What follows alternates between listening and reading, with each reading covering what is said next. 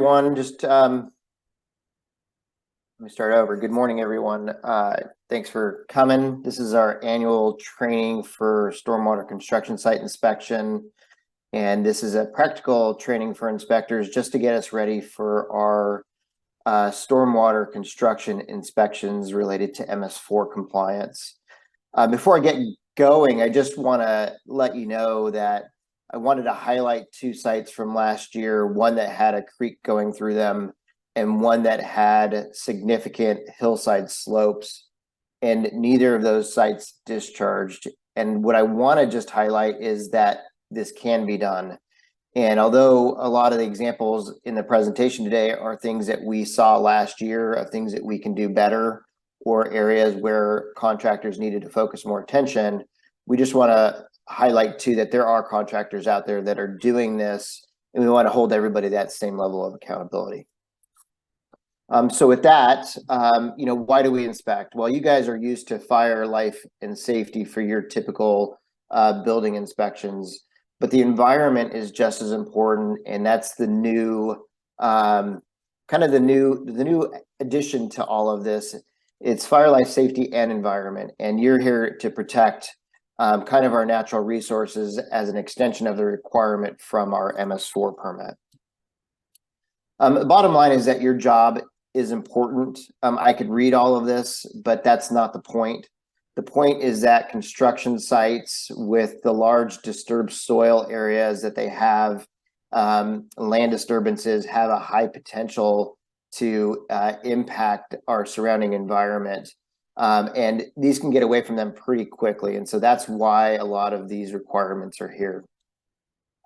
It doesn't take much when those sites discharge to start to see evidence of those in our creeks and streams and rivers. And really the point of this is to keep them fishable, swimmable, and drinkable, not only for humans, but for the wildlife that actually inhabit our communities or are in our region here. So. And then just these do have a bigger impact, a cumulative effect. I mean, one site on its own may not have an effect, but you start adding 10, 15, 20 sites together, and it can have an overall detrimental impact to our environment.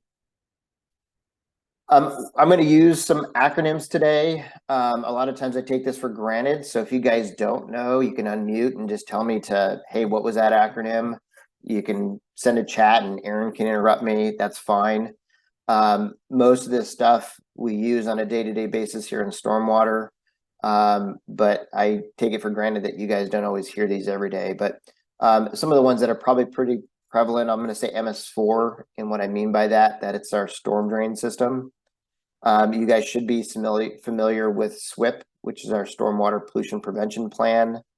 And then a CGP, which is your construction general permit. This training is not construction general permit training. Those are separate requirements. We are required to do similar inspections under the city's stormwater permit that mimic and mirror that CGP. So I just want to make sure we're keeping that clear, and we'll talk more as we go through the presentation here. And I want to just start with this, and again, just talking about the importance of what you guys do. For every inch of rain that falls on a roof or an impervious surface of 1,000 square feet, you can expect to get about 600 gallons of water. And the photo here is kind of showing when that raindrop hits that soil, the dispersion that happens with that soil particle and how that gets transported through our stormwater and into our storm drains and into our local creeks. So what does the permit say? We're just going to start with the beginning here of the requirement for us to do the inspection, so you guys have that background. So when you're doing it, you feel you understand why you're doing it and what the authority is to do it. But the water quality standards are driven by federal regulations, and I'm not going to read these to you, but they establish water quality standards, and then these are interpreted and delivered to us through state and regional permits, and our permit is the MS4 permit. So what does our MS4 permit say? For this particular section of the permit, it talks about sites that are over an acre, and it does include public and private projects. And essentially what it does is it requires erosion and sediment control, and this very closely mimics the requirements from the construction general permit for the contractors on site. And really what they're trying to do is to get you to, or get the contractor and developer to install at minimum a minimum level of control to control the discharge of their site. Now, these are the minimums. If they have discharge, they're required as part of an iterative process to keep adding more features or best management practices to prevent that discharge. There are requirements. So typically you adhere to 250 NTU as a discharge action limit, and then 6.5 to 8.5 for pH. And that's what we're trying to control here. So why are the rest of you here? Well, the permit does also talk about sites that are less than an acre. And so it's all construction sites that are required here. Just the reason these are separated in the permit is that sites less than an acre don't take as much best management practices to control the sediment because you have a smaller area of disturbance. And so the list here is smaller to start with. However, we have seen these on smaller projects where they can get away from you, and you can see similar level BMPs that you would on a site that's over an acre, just depending on what they're doing and how they're doing it, and the topography and nature of that soil on those sites. But either way, the requirement is the same across the board. So really quick, we're going to talk about what is defined as a rainy season in the permit. That's October 1st to April 30th is when the rainy season is. This makes a difference mostly for me in my permit and when I have to go and look for discharge and monitoring. But we very well, the CGP as well as our MS4 permit requires us to be rain ready year round. And contractors should have materials on site that if we were to get a forecasted rain, similar to San Diego this last week, that they would have the ability to protect that within a reasonable period of time. So a likely rain event is basically any forecast that has a 50% or greater probability of producing precipitation. And for the permit, they require us to refer to NOAA. There's a lot of National Enquirer sites out there for predicting weather. That's going to be my next job because they don't have to be accurate. But NOAA is the one that you guys want to be looking at when you're holding a contractor accountable. We do have grading restrictions in our MS4 permit, and these are really for slopes 10% or greater. And so if you guys are working on a construction site that has a slope 10% or greater, you're going to probably want to just loop me in and I can help you through these requirements. The bottom line is if they're going to grade, we have to provide an exemption, and they are held to a more stringent standard. So they would be, instead of a 250 NTU action limit, they are now at a 50 NTU action limit. The pH stays the same, but then the other big nuance here is that they have to have a monitoring plan that proves and demonstrates that they have effective control and that they're in compliance of the goals that are listed in that above section. So typically, when do we want to perform a stormwater construction inspection? We are going to be required to do these from September through the end of April every year. And I'm going to go over that here in just a second. But really what we want to get you guys to start thinking about is to do these stormwater inspections in the first half of the month, in the first 15 days if possible. That way, if for some reason something happens, someone gets sick, things get reprioritized, we're not scrambling at the end of the month to try to get our stormwater inspections done. And it's easier to reach out to get support cross-departmentally or within the same division. Stormwater inspections, they should happen year round, but our formal inspections are required from that September through April timeframe. We're going to do an additional inspection after the first quarter inch of rain. And again, I'm going to go over that and I'll explain why we're doing this and why the permit requires it. But before I do that, I just want to say, well, what happens if you don't, right? So the regional board is here and they're on this presentation, and they're a really important strategical, I call them a partner, even though they're a regulator, but they're really integral to help us to get sites into compliance. But if we get complacent, they will hold us accountable as well too. And the regional board comes out periodically and inspects sites. They get calls from concerned residents that complain about discharges or nuances. And sometimes they live and work, especially here in Santa Rosa, and they're driving by, and that might flag them to say, hey, I need to go visit that site. It doesn't look like it has enough protections to prevent discharge. They will visit, they will write a report, and certainly if we aren't doing what's required in our permit, the city can be held accountable in parallel to the contractor. And just so you guys know, those are not light fines. They could be up to $10,000 per day per incident. So you could have 3 or 4 incidents at $10,000 per day. It adds up really quick. And our permit's third-party liable. And then it'd also say it's also $10 per gallon of discharge. So they will calculate how much surface area, how much water fell, and how much actually left the site.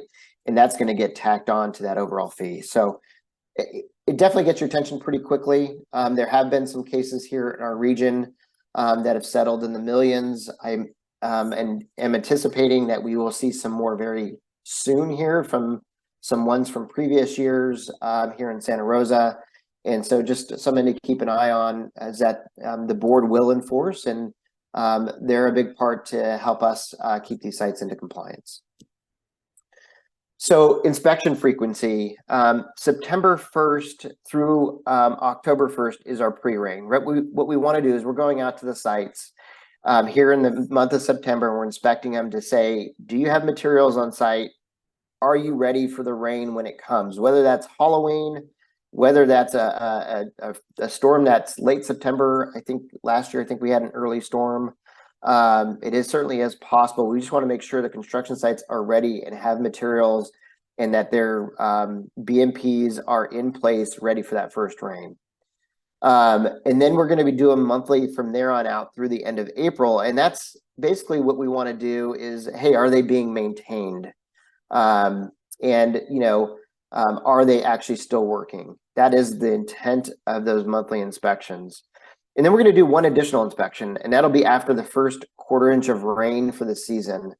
And the reason for that first quarter inch of rain is, again, just to make sure that the plan they put in place is actually effective and is working, and that they're being held accountable that if it was not working, that they're following an iterative process to address the BMPs that may not be effective. So again, we're inspecting here once a month from September through the end of April, and then one additional after the first quarter inch of rain.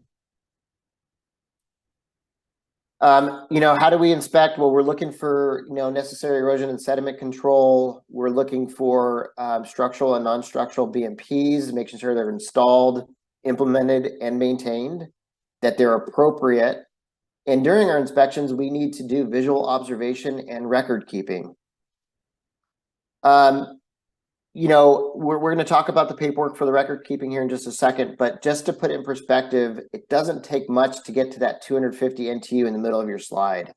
It looks pretty clean when it's running off, but I just want to kind of give you guys a visual of what we're looking for. And the 250 is an action limit. There are more stringent requirements that can be held against construction sites. I'm not going to go into that because that gets a little bit confusing, but that's what your stormwater team would be here to help you to sort out once we get to that point. In addition, at least the Santa Rosa inspectors, you guys should all have pH strips on you. So if there's a discharge, we can make sure that's within the 6.5 to 8.5 range. There are many ways to do that, but just something to be careful of. And then just some of the common stormwater issues we're going to talk about today, and that we want to make sure that we are noting in our corrective actions. There's 16 on the screen. I'm not going to read them to you. Again, we're going to talk about these, but I kind of want to put them up there is that there's a lot to look at. And, what we're training every year, hopefully you're picking up a little bit more and a little bit more and a little bit more. But part of this is just kind of aligning with each other. And sometimes it's nice to go out with your senior every now and then and making sure that we're seeing things the same way. So let's talk about paperwork and compliance really quick. And this is the record keeping that's required and is imperative to us staying in compliance with our stormwater permit. We need to do this, one, for our compliance, but two, it also gives the contractor known expectations and gives them the greatest possible chance for compliance. I mean, really, I'd like to think that we're going to be more of a partner with these contractors, working alongside with them rather than an enforcement. It definitely gets a little bit harder once you're in that enforcement loop. But if we can be proactive with them and they're receptive to it, that really is the better approach here. The paperwork's important for mitigation. It's important for consistency. And again, I use these for record keeping when the board asks for them to show that the city did do an inspection. These are important because construction sites change very frequently. So it documents what we saw the day we went out and the changing conditions. And it's just one of those things where if we ever got audited, I could go back and I can validate that we actually did go out and I can show what we actually looked for. So there are two forms that we have here in the city of Santa Rosa. We've got a form for a site over an acre and a form for less than an acre. And the reason I can get away with a smaller one for the site less than an acre, if you remember, is it takes less BMPs to maintain and control any discharge, right? And so that is why that smaller form is there. However, you could use a larger form on a smaller site. That's fine. There's just some things there that won't be applicable to a site that's not under a construction general permit. The sites an acre or over have to use that large form. And the reason being is that the permit dictates what exactly we look at. And all of those checkboxes are related to a compliance component in our MS4 permit. So the one thing that may change on here going forward, but it'll be a weird transition, is September 1st, the new construction general permit gets issued. And right now we have contractors on the old permit and we'll have contractors on the new permit. Our form currently asked if they have a REAP or had a REAP. That REAP is going away in the new permit. So it is important for you to understand whether or not a site over an acre is under the new permit or the old permit. And we'll start to see this form transition probably over the next 2 years or so. For those of you in Santa Rosa, we have created some guidance documents. So if you're wondering, hey, what do I look for or how do I note some of these without being overly prescriptive, we have kind of written up some common language that seems to work really well, that also makes it fit on the sheet.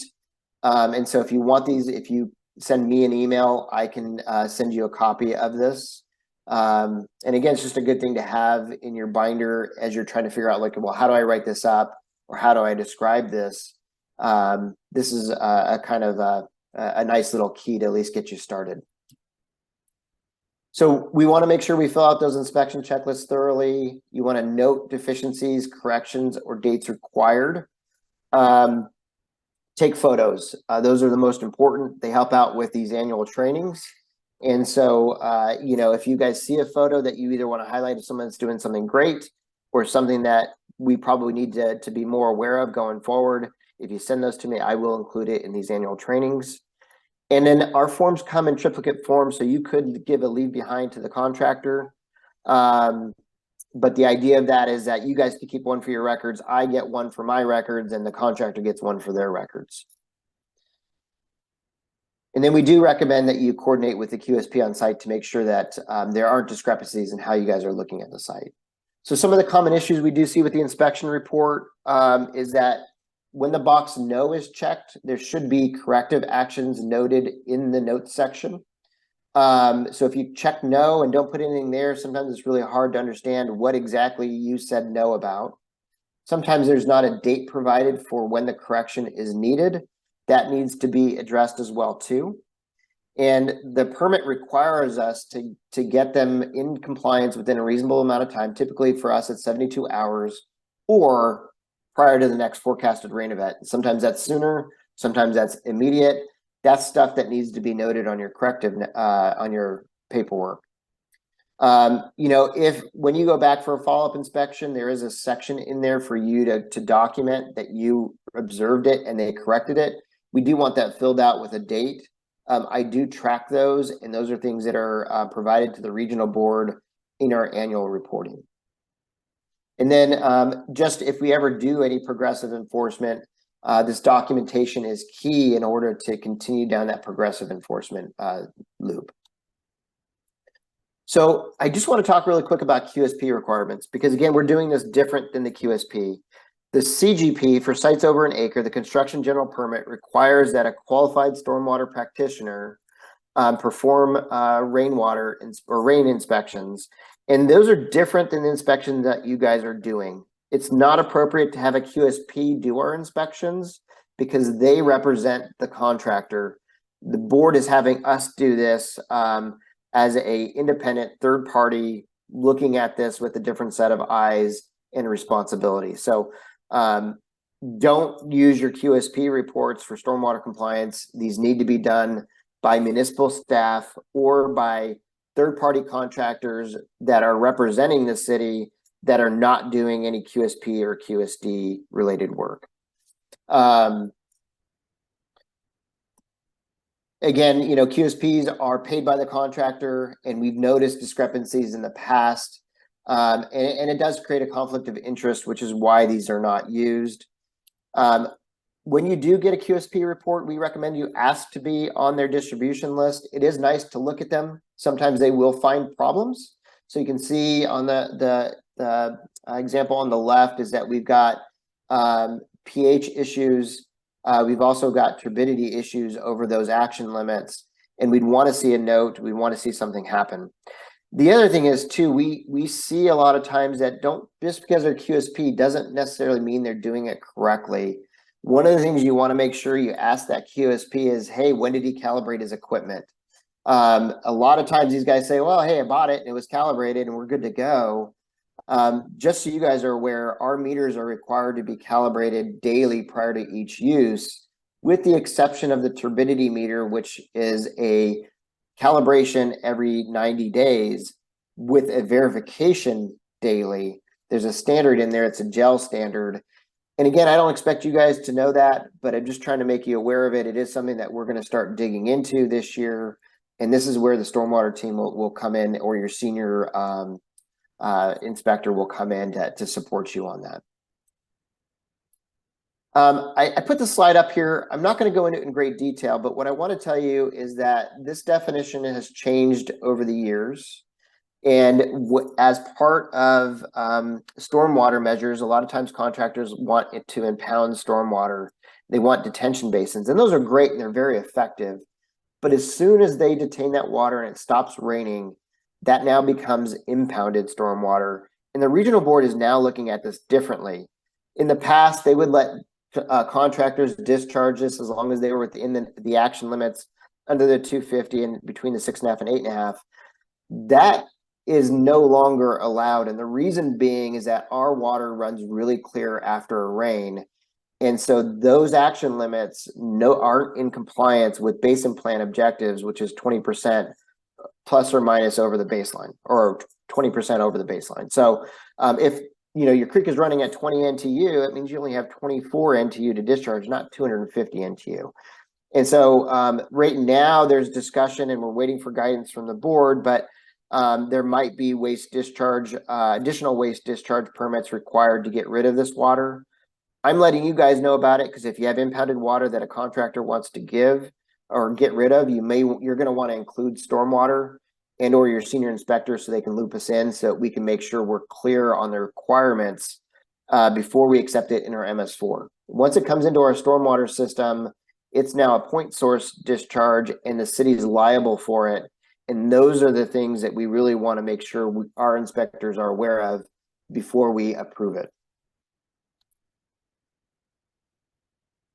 So I'm going to talk about enforcement. This is always a sensitive subject, but enforcement is required in our permit. Our permit requires that we have progressive enforcement policies to get contractors in compliance. And this is for both public and private sector sites. Not only that, but the contractors working on our public projects, we regularly enforce them on the private side, and we want to be consistent across all departments and divisions. Granted, our enforcement mechanisms are different and we have different leverage points.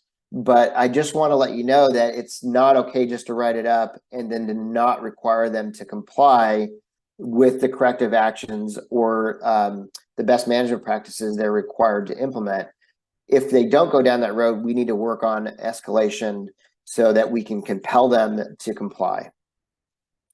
What that's been in the past, verbal warnings work really well. We've got the written corrective action notice. Most of the time, that's it. That's all we really need. But occasionally we do need to move forward, and sometimes, again, that corrective notice might have some stronger language on there. We might give them a timeline. We may move on the private sector to a stop work. Sometimes just even the threat of that stop work is effective. Again, that's a decision that goes through your seniors, but this has been an effective tool just to gain compliance here. The regional board has come out in the past, and that's been really helpful as well to have that pair of eyes. Sometimes, we can get into NOVs, cost recovery. Sometimes I've seen these go to the district attorney. Those are very, very rare cases. I think for the public improvement projects, again, very rare, but one of the more effective tools I've seen is just the possibility of a stop work payment. I think usually gets a contractor's attention and gets them moving forward. Either way, I just wanted to glance through this only because it is a requirement in the permit. And if you guys find yourself to where a contractor is not complying, I'm happy. If you want to loop me in, I'm happy to try to help navigate and to come up with an idea to try to compel them forward, and or to coordinate with the regional board to assist us in compelling a contractor forward for compliance. And we will follow through. And this is one of my favorite pictures from last year. And Steve's nearly famous. But, it does get a contractor's attention pretty quickly. And, when a meter pegs out like that, it means it's over 1,000 NTUs. And this is an immediate, you need to stop everything you're doing, get your BMPs in place, and control your discharges. The permit allows for that iterative process, but it doesn't allow you to continue the discharge. So with that said, I want to turn this over to Walt Dragolowski from the Regional Water Quality Control Board. Walt is the lead for the construction general permit. And so for the sites over an acre, he's the one that's reviewing all of the smart submittals and is helping us hold the contractors accountable. So, Walt, I'll stop sharing if you want to share your screen or however you want to do that.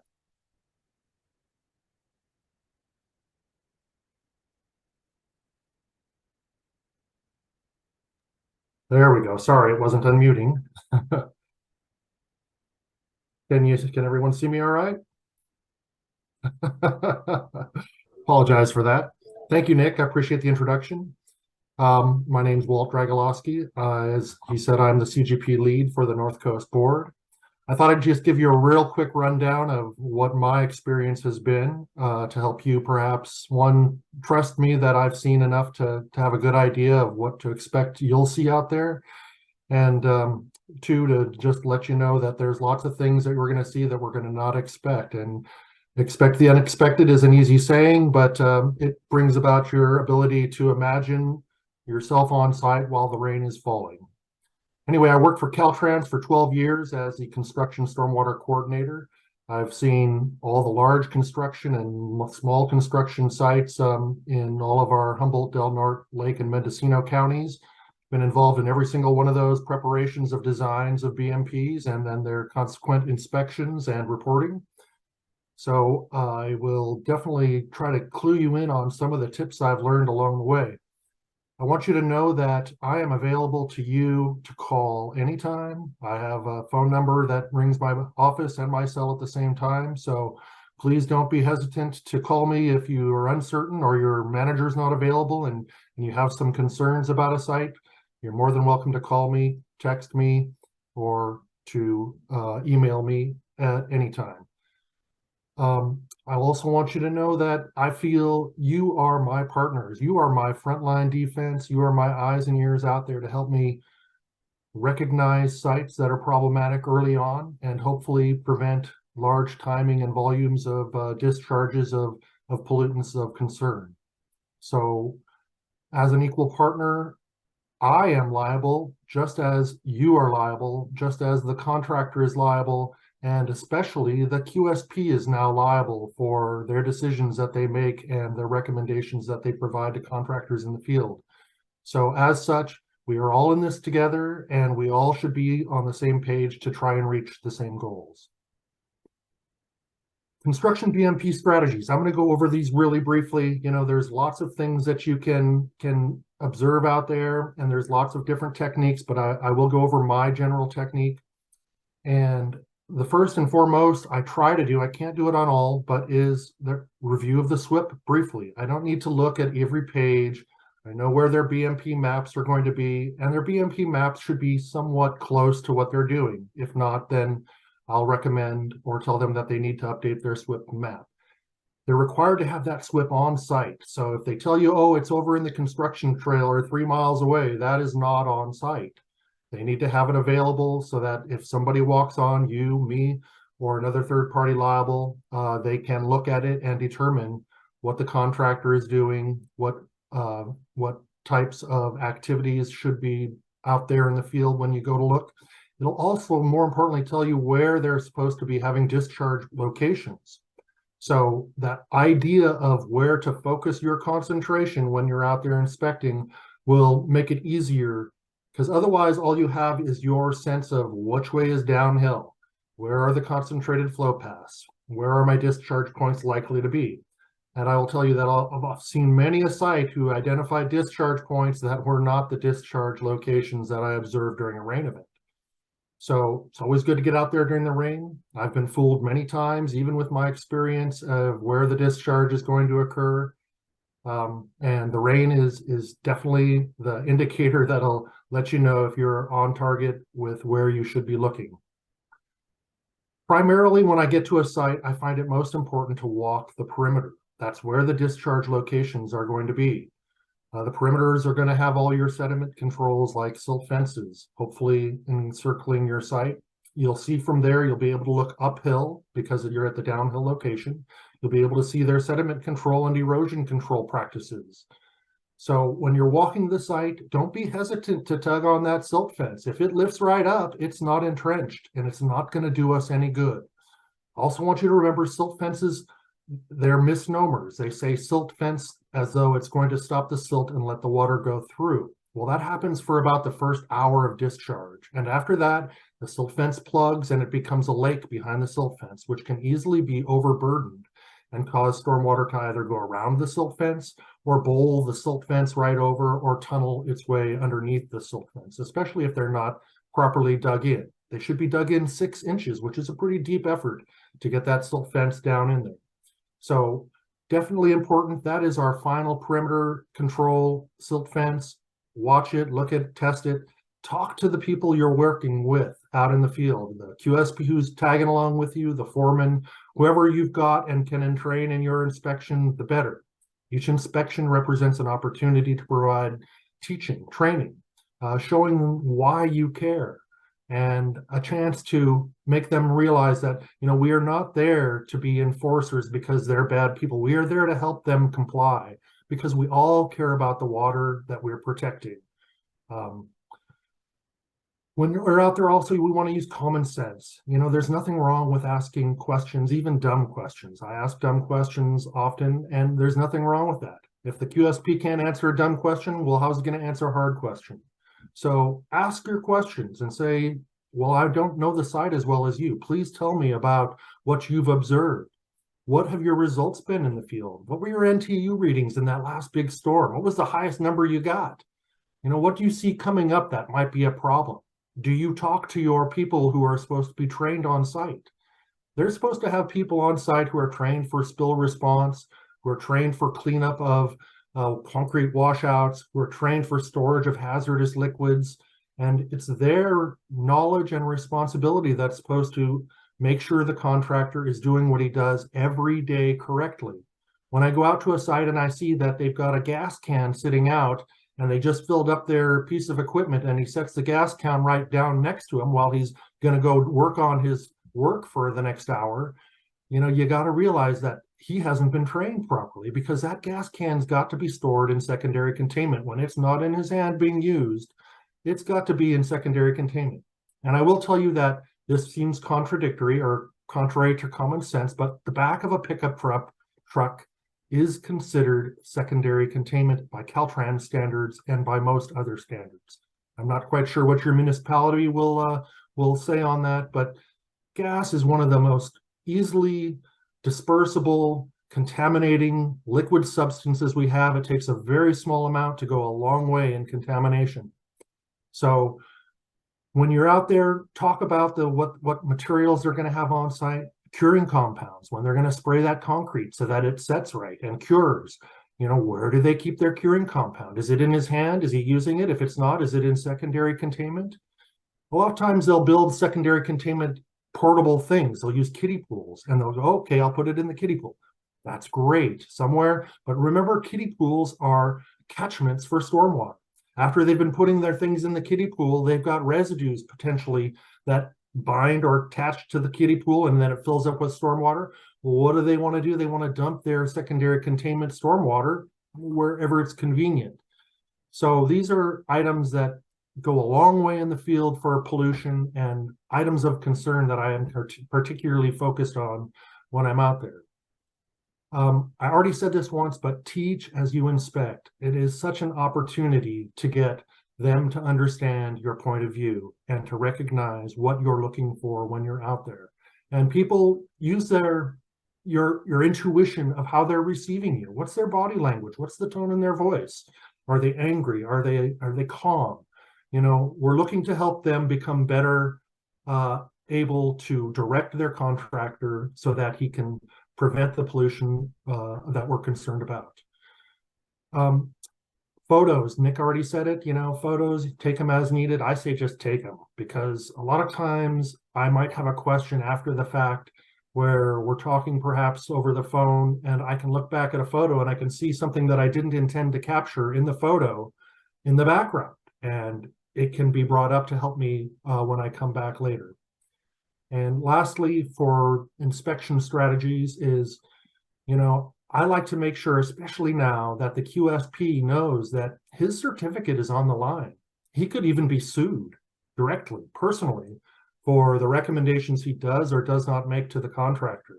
And this is a new feature somewhat. So there are a lot of people who aren't going to realize how at risk they are being the QSP. They're going to be pressured by the contractor to not report things. I'm dealing with enforcement issues now where I have the QSP's report, and he says right in his checklist, no BMP deficiencies.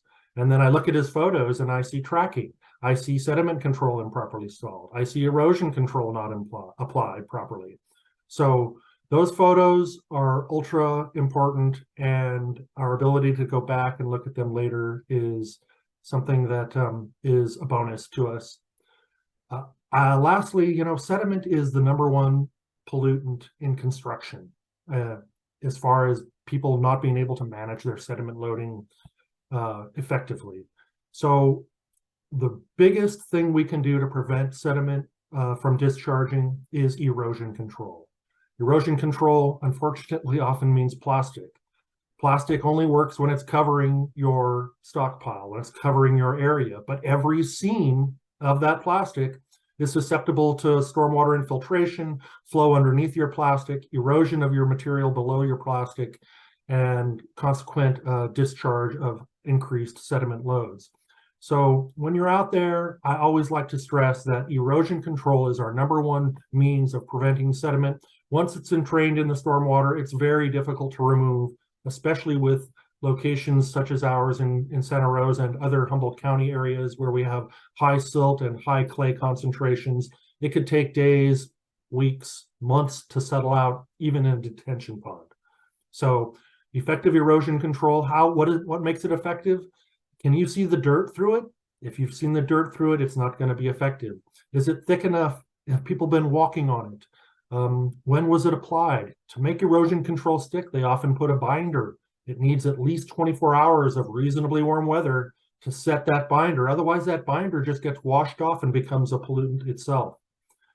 So, Nick has asked me to keep this to 10 minutes, and I Could talk and talk and talk because there's lots of information to talk about. But before I go, the last item that has been kind of new for me because I was a Caltrans employee is LID features. And you, again, are my focus and my eyes out there on LID features. I know you're not there when they do the installation, but you're there to look at them out in the field. And some effective things that I've learned in my short time here is a bottle of water in the gutter to tell me whether the storm water is going to flow by that entrance to an LID feature or go into it. It works pretty well. And secondly, LID features are, of course, our main treatment ability for stormwater runoff from impervious surfaces. And look, use your common sense. We're generally trying to pool the water. We're trying to make sure our LED features have a high flow bypass. We're trying to make sure it's not plugged up with trash. And lastly, via your maintenance and inspection and tracking requirements, we're trying to make sure that those LID features remain functional, which means that we know how long it's been active, we know what kind of loading it probably has had, and thus when it will need to be replaced. And I should have mentioned this earlier, but LID features are ultra sensitive during construction. If a contractor uses the location of an LID feature to hold their stormwater because it's a nice convenient low point in their project, that sediment that flows in there and settles into the bottom of your LID feature becomes a plug, and you then are now resisting any kind of infiltration. Our infiltration rates are already small due to our geology and our sediment or our morphology that we have. So if the contractor is using it, he's going to have to clean it out and make sure he's back to native soil. Just remind him, these LID features are sensitive and they're very expensive to replace. So anything that goes into an LID feature, especially if he builds it early, is going to have to be rebuilt, and that'll get his attention. Anyway, I think that's about my time limit. So I look forward to talking to you out in the field, receiving your phone calls, and sharing any experiences I can to help you do your job better. Thank you. Thanks, Walt. Actually, that was a really good tease for what you guys are about to see next. So if you guys are like, hey, I wonder what he was talking about, or, oh my goodness, like I've never seen that, you're about to see exactly what Walt just talked about in our practical exercise. And that's what we're going to take you through now. This is where we find the most value, is just kind of airing our dirty laundry. And let's find out what went well and what went wrong. And I'm going to cue this up, Bob. I think we're going to go through a few of these sections and then we'll take a break after a little bit here. But I think we should get them started. And just for those on this webinar, in all fairness, we've got 4 seniors that are presenting, which is awesome because they're representing the different divisions in the city. But I'm also throwing them under the bus because they haven't seen all these photos. So we're going to see how they react to them. But you are going to see us kind of probably tag teaming together and jumping in for what each of the 4 of us see, so you guys can see how that works. And again, talking it through really helps because one guy is going to see something a little bit different than the other guy. Neither are wrong, but it starts to enhance and starts to make you a better inspector going forward. And that's really what we want to walk through here. So with that said, I'm going to turn it over to Bob Aller. And Bob, if you want to introduce yourself, I will pull this up and present and get it on the screen.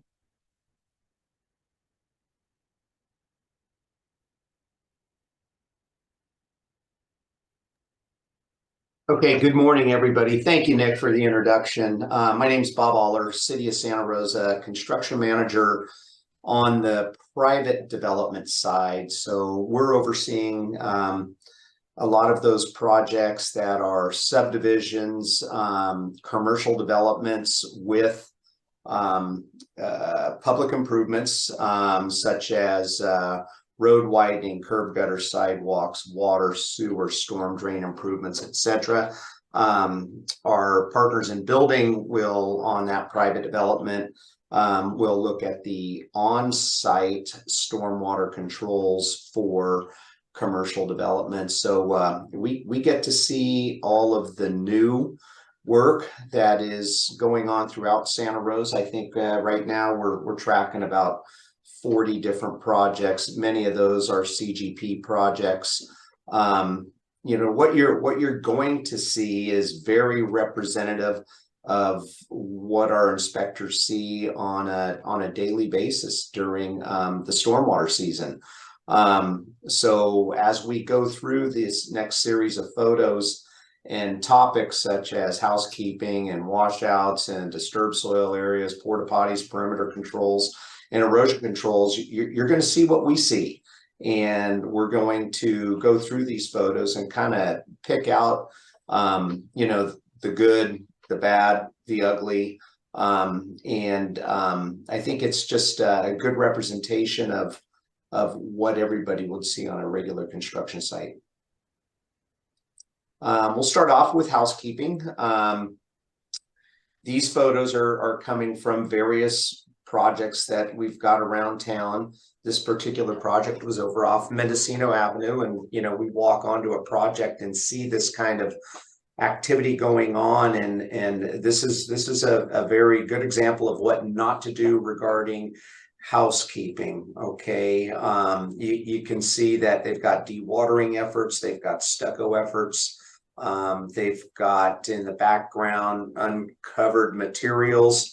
There are blue skies there, they're actively working, but this project gets an immediate correction notice for housekeeping controls. So they've got to, you know, clean up, cover up that stucco.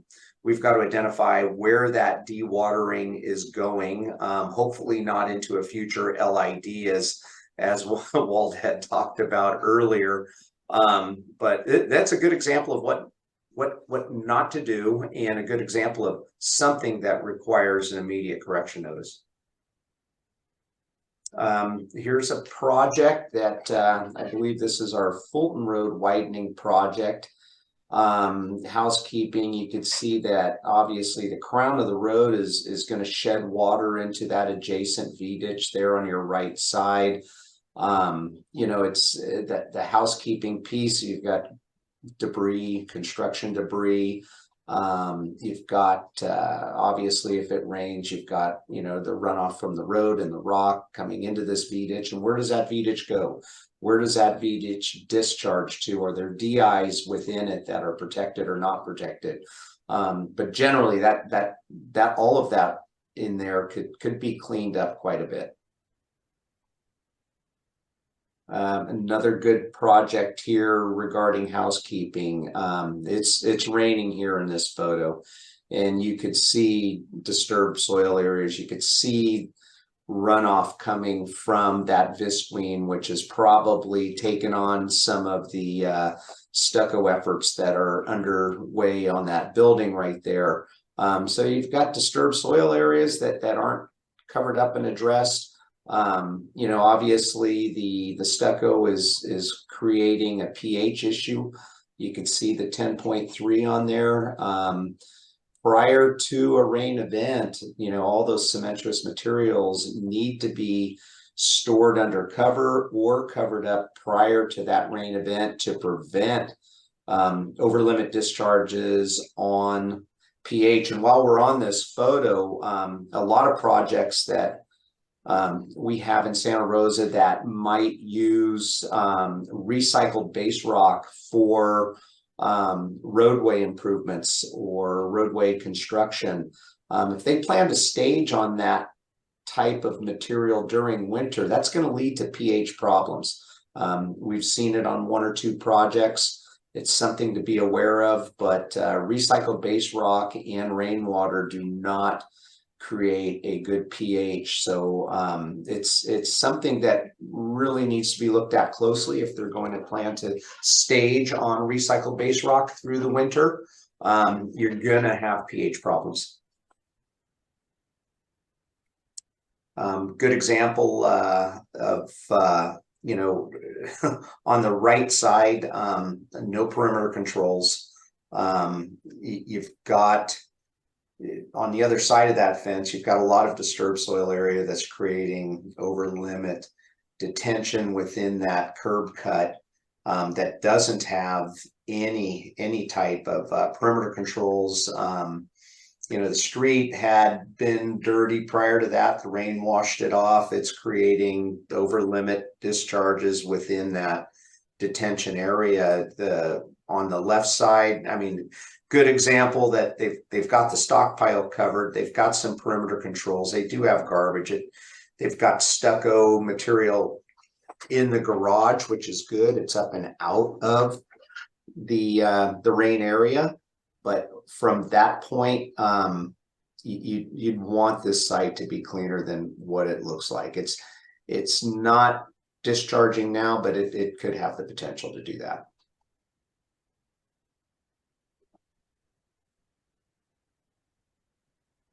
We have a chat. Yeah, you know what? I'm gonna hold that one. That was a Walt. And we've got some slides on that Walt. So I when that slide comes up, if you want to unmute Walt and chime in, that'd be great. Great. Okay.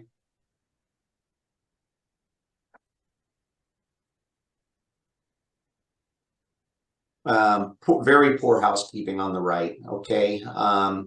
You've got tracking out in the street. You've got disturbed soil area. You've got garbage, construction debris.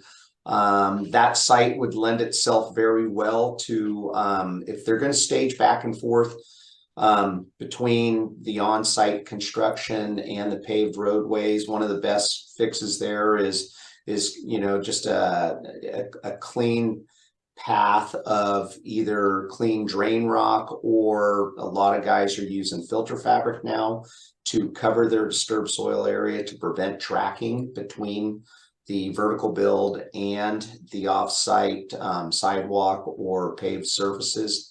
On the left side here, we've got, housekeeping. The inlet controls have not been maintained. They need to be maintained. You can see that they're ponding up, gravel, sediment, etc. And these pictures are connected to Bob. So really the discharge from the right is going to the discharge on the left. Got it. Okay, cleanouts or washouts, debris bins. So in this case, we've got more vertical construction with stucco operations underway.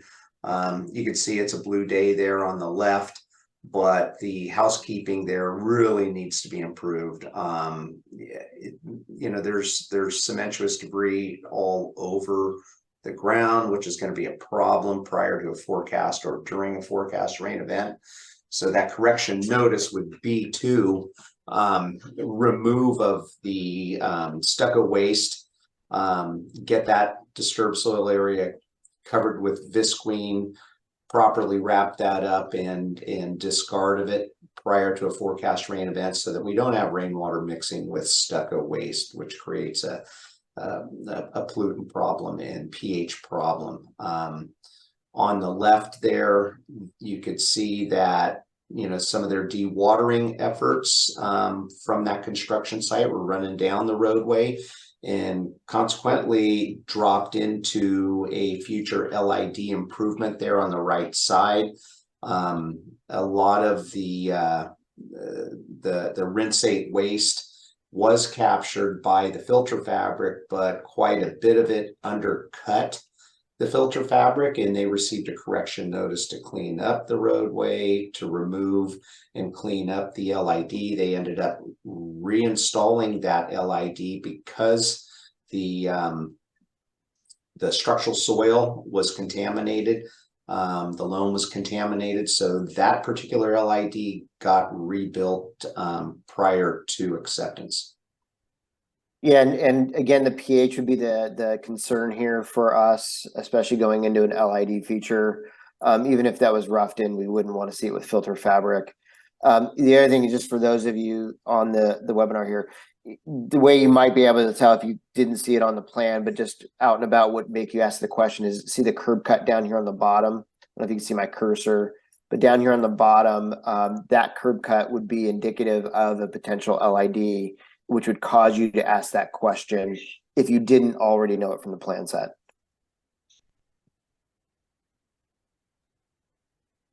Good example of the kiddie pools used for washouts. If they're going to use them, We really push them to go ahead and you can use those as a washout. The rinsate or free water must be properly disposed of, but the whole thing needs to be removed and disposed of properly as soon as possible after use. At a minimum, all of those would need to be covered prior to a forecast rain event. That would be showing up in their correction notices. This one here Nick, you're gonna have to help. I These- was waiting for the putts on this one. This is good. So this one's an interesting one. And Yeah. the reason that this is here is and Aaron, you chime in because you actually visited the site, but essentially they have stucco work or high pH going on in that holding tank on the left. And we took some sleuthing, but they had the pipe down there on the bottom coming out from it, the drain pipe with the bottom cut out and then going into the cut in the ground. So this is all kind of, incognito discharging it and conveying it. And it eventually go into that ditch, which is in the front of the site. And they were using that as their detention basin for these high pH or, for their containment. And what I want to tell you is that, okay, it's a creative way to get there, but it's not allowed not to have that lined for these types of construction waste discharges, and to just dump it in here starts to contaminate our groundwater as well as the surrounding soil and is a huge environmental concern. And these are the things that are really hard sometimes and do take some sleuthing, but things for all of you to be aware of is that yes, sometimes you have tight building locations that take creative solutions to deal with construction related waste, but they still need to be handled appropriately. And Aaron, do you want to add anything on that or not? I mean, I think you described it really well. It took a lot of sleuthing to figure this out. I would just like to add that the reason we even discovered this or found this was it was a call from just a random citizen in the public who noticed this and thought that they were seeing something odd happening. So that's just something to also put out there, is that, there are eyes on these sites. And again, this one was just someone walking by in the street and then called it into us. That's just something to put out there, that people are looking at these sites every day.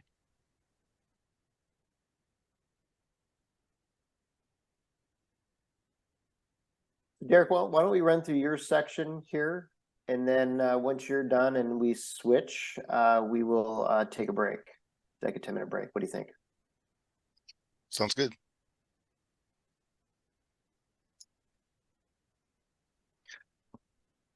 On this site, the dumpsters prior to a rain event are required to be covered as long as they're not using it. If you can see, there's actually gray skies.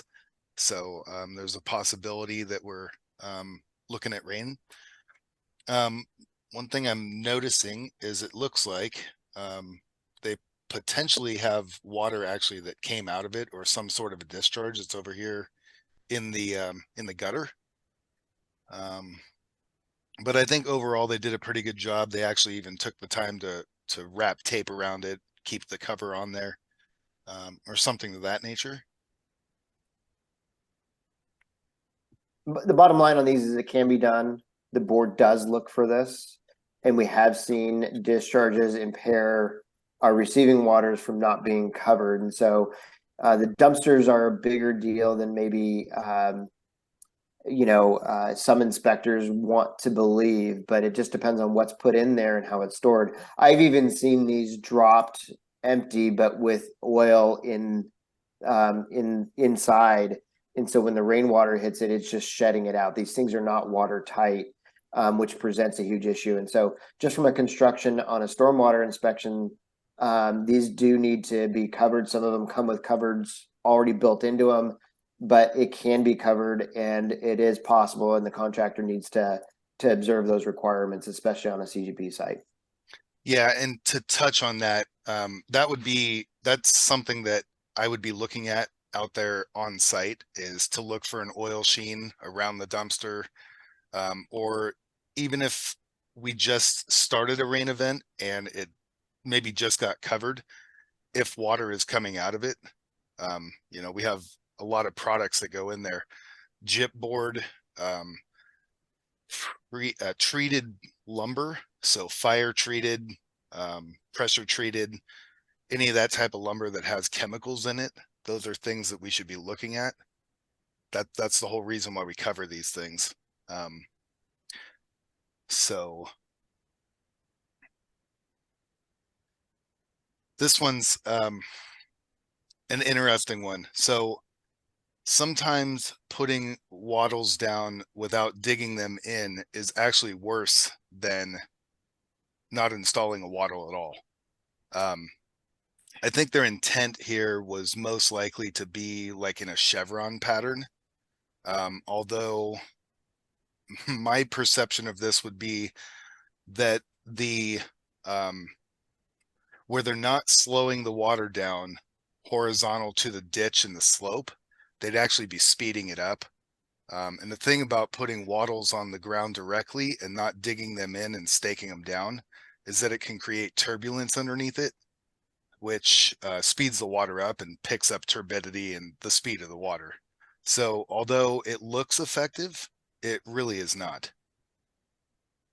You know, the other thing is too, you can see the metal stakes in there, but are they per industry standard and are they at the appropriate distance as well? So there's a lot of issues going on here, but what you can't see on this picture that Derek alluded to is on the right, that roadway slopes into this area, pushing a lot of water here. So it's going to get a pretty high velocity.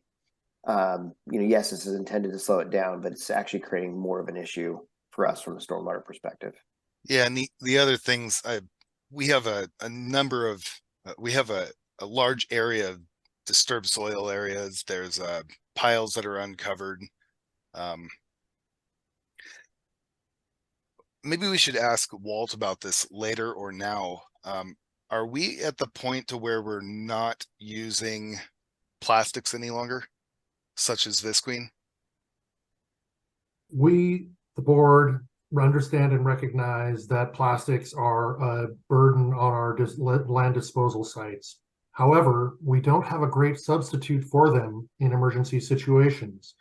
And a lot of contractors do resort to using a lot of plastic, and we do not have any stipulation of you've used too much, we're going to enforce against you for using too much plastic. So as much as we try to dissuade by using other BMPs, they are at liberty to use plastic as much as they see need for. Okay. This, even though we just went over digging in wattles, this actually appears that it may work as far as the wattles go to slow the water down. But ultimately, if the water level goes above the wattle, it's actually not going to even do the job. So not only is it going to run over the top of the middle of the wattle, but it could also potentially go around the edge. And now this is coming down to this D. You can see my cursor, right, Nick? No. The down at the bottom of the screen, I believe that's probably the DI. Yep.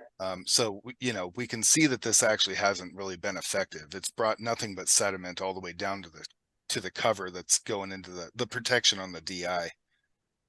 Which here would be my concerns on that, and let's soundboard it because this is actually a good discussion. One, I do see some wattles here that may not be maintained or may need to be maintained. That is a concern, and I'd want to address that.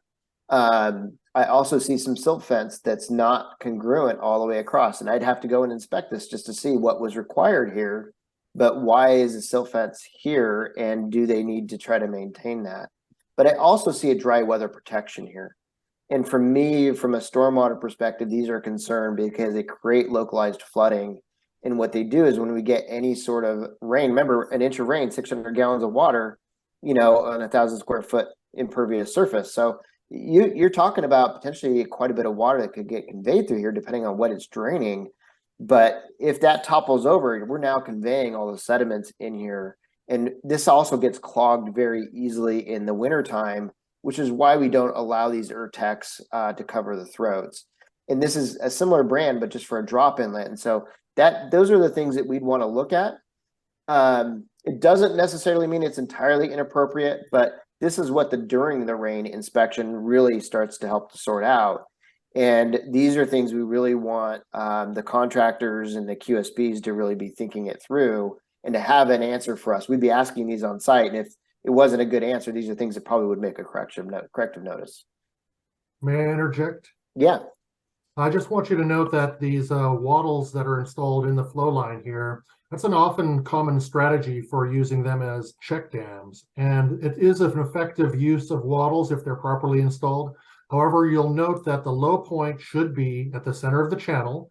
So when the water overflows the check dam, it flows into the center of the channel, and there needs to be something to dissipate the energy over the top of the wattle. When it comes over the top, it'll erode a big scour hole on the downstream side. So whether they use a gravel bag, that's usually what I see, or filter fabric or plastic, something that can't move and become a pollutant itself.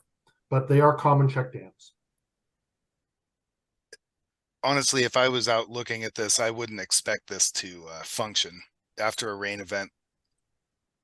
I mean, the typical rain season, like we had last year, I wouldn't believe this would be functionable.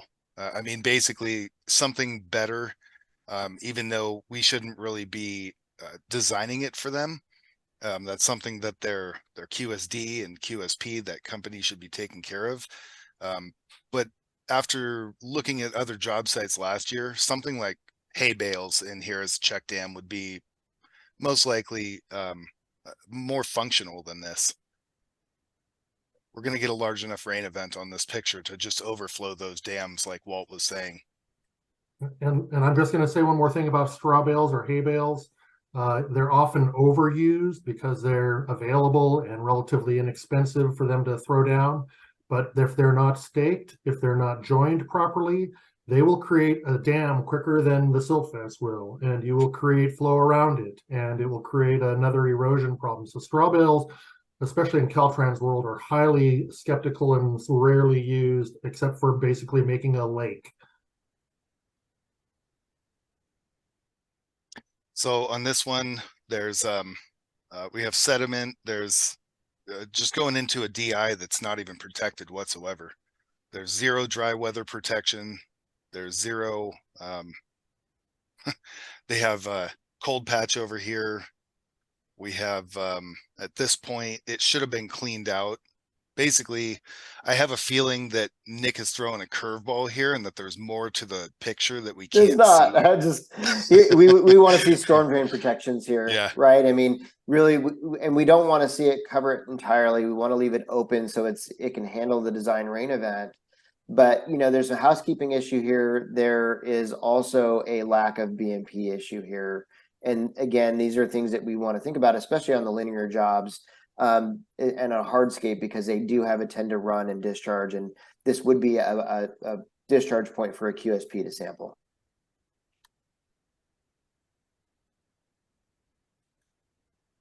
This actually looks, is this from the previous picture, Nick?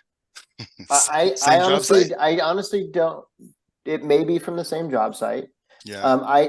This is one that was put in here to deceive you a little bit because it's new and it looks pretty, but the fiber rolls are not trenched in. I don't necessarily see a stake. You have the same problems, but again, it's really, you got to be really careful not to be duped by it. And what the other thing is too. Again, it's just looking at the application of that best management practice. I mean, if you look at the picture up on the right, they're just layering and layering the fiber rolls on top of each other. And all that does is create more sediment for us and more erosion, which to discharge into that DI. And that's the problem, I think, that I just really want to point out is that, you do want to look at the quality of the workmanship and make sure it follows that CASCLA or Caltrans standard. Or a comparable industry standard for the installation of these. And if not, that is something we'd want to note on the corrective notice. The other thing is we have a lot of disturbed soil, so we're potentially going to get a lot of velocity, and the last resort, or the only thing that's preventing any discharge in that top right-hand corner are those fiber rolls, which again, not installed properly, are not going to do the job they were intended to do. So those are the things we look for from a stormwater perspective.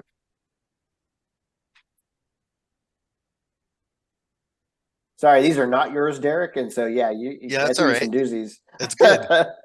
I actually love that they tried to put silt fence on here. The thing is that it looks like the slope is running in the same direction, which is not going to do anything. You caught it. The and even if it went in the perpendicular position, it still wouldn't be effective. Ultimately, they've just got disturbed soil area with an improper BMP. Here's my issues with this. It's not on contour. Silt fence is not recommended for contours. In fact, silt fence, if you look at the industry standards, essentially says that's for basically horizontal surfaces. It's flat surfaces that was intended for. It's not designed for what this was put in. And not only was it put in incorrectly, I mean, you just really you channelize the water even more, which is going to scour and then come directly into receiving water. So again, there's a lot of things inherently wrong with this. And then you can also see that it's just not maintained. So even if it did belong there, someone hasn't been keeping this maintained or taken care of. And potentially maybe this is just there for, salamander protection or, some sort of an endangered species requirement. But again, you still need to have contours here to prevent that runoff coming down that slope. So. Hey, Nick, I might add is it might be exclusionary fencing for ESA issues or something. Yeah. In that it was probably installed there early on prior to the head wall development and was still there in the photo, but maybe the correct fix for those DSAs shown in the photo adjacent to the fence would be an application of a erosion control blanket to protect that disturbed soil area and prevent sediment and over limit discharges. Agreed. So we're experiencing a lot of the same stuff here. Disturbed soil areas with no coverage. The wattles are installed linear with the slope. It's almost like the bottom photo, like they attempted or started to put down hay, but it didn't continue on up the uphill slope. But it would be effective if they were to layer those, like check dams going there, trying to slow down the water in the direction of travel. And I think that's the point, is the water is going to take least path of resistance. You can see some of the scouring happening up here. This is why we want them on contour to kind of slow that down. You can also see there's not an industry standard being followed here. These are abutted to each other. It doesn't have the overlap that's required. And again, you have some exclusionary fencing that's not being maintained. And again, these are all things that that should be noted and are required to be noted in our corrective action.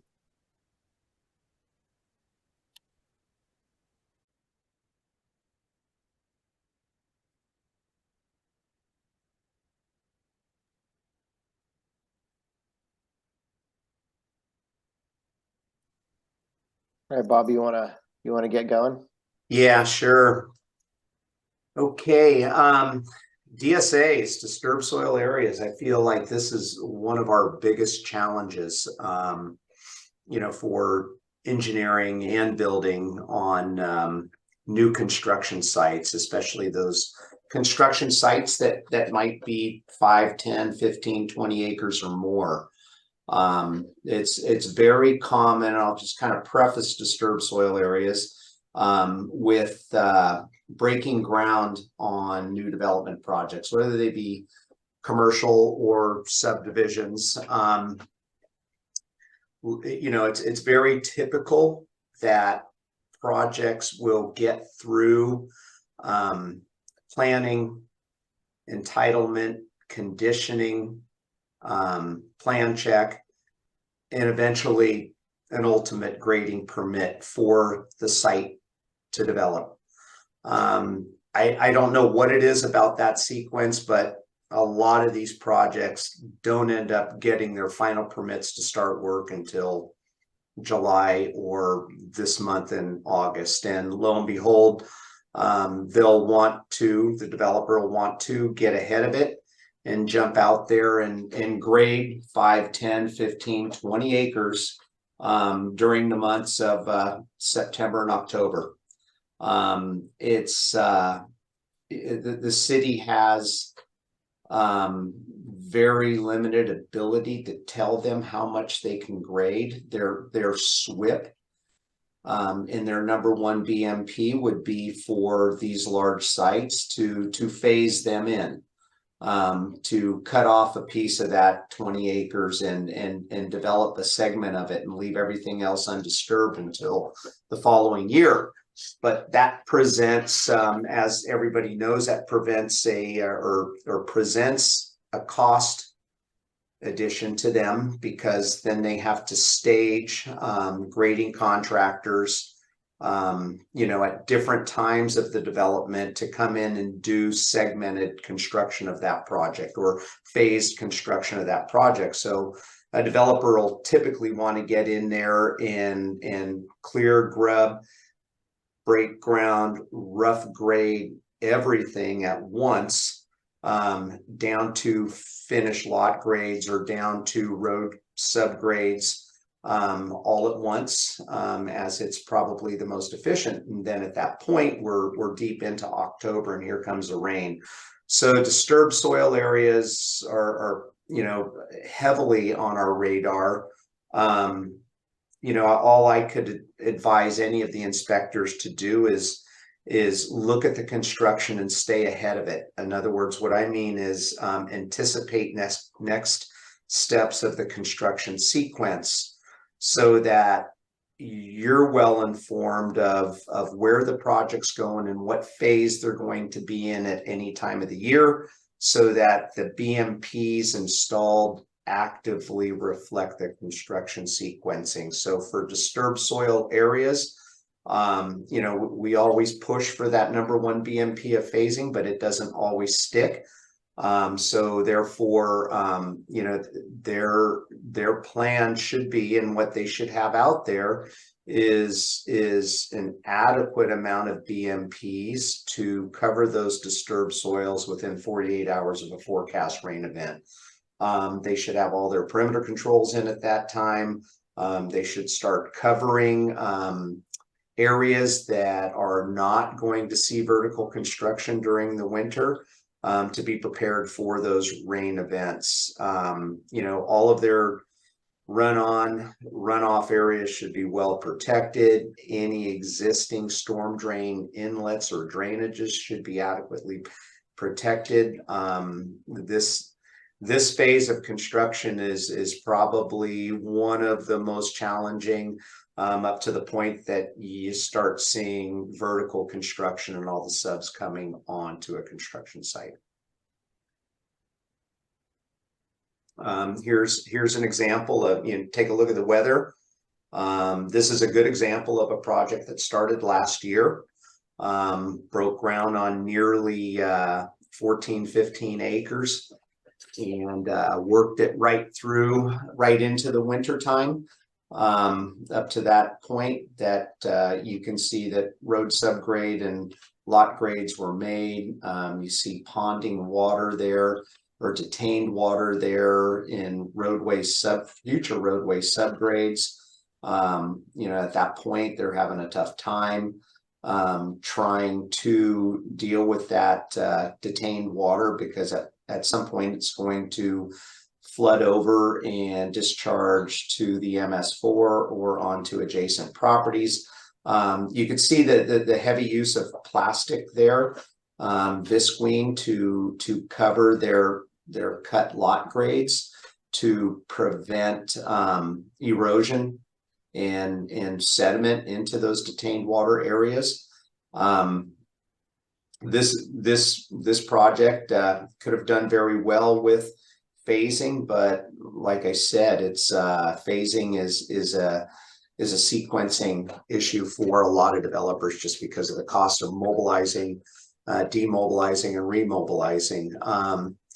The disturbed soil areas on the upper left, You know, at that point, they were ordered to bring on additional BMPs so that they could cover those disturbed soil areas. Quite often, what we'll see is on the cut pads, that at the hinge point of the cut pads where they break off to sidewalk grade or road subgrade, we'll get perimeter controls, and then the interior will either get you know, a BFM applied, or straw, or filter fabric, or even visqueen in this case. In some cases where we've had correct soil types, we've allowed, and it's successfully, on cut pads to have proper perimeter control installed, and then a buffer of disturbed soil coverage areas between the hinge point down to the curb and gutter pan to act as a buffer and to cover those areas, and then allow the rain to fall on that pad and slowly discharge through those BMPs, such as the perimeter controls and the adjacent areas between the hinge point and the back of curb and gutter. And actually it works, it's effective, but not every site's the same. In some cases, soil types are different, and you'll end up with too much erosion and ponded over limit water sitting behind your curb that's eventually going to find its way through driveway cuts. Disturbed soil area not protected on the left. I think I had mentioned it before. You know, when they're going on site vertical and you've got finished sidewalk or streets, the trades, the different subcontractors that are going to come on site to build vertical are going to need a way to stage on and off site. And so covering that disturbed soil area will not only prevent erosion, but it'll also prevent tracking, as you see in the right photo. The result of tracking and in unprotected disturbed soil areas is shown on the left, with all the mud in the street and the curb and gutter. Now what they're doing is they're really taxing their inlet controls and their ability to control runoff within the 250 limit. And you can see the impact on the storm drain inlet down below.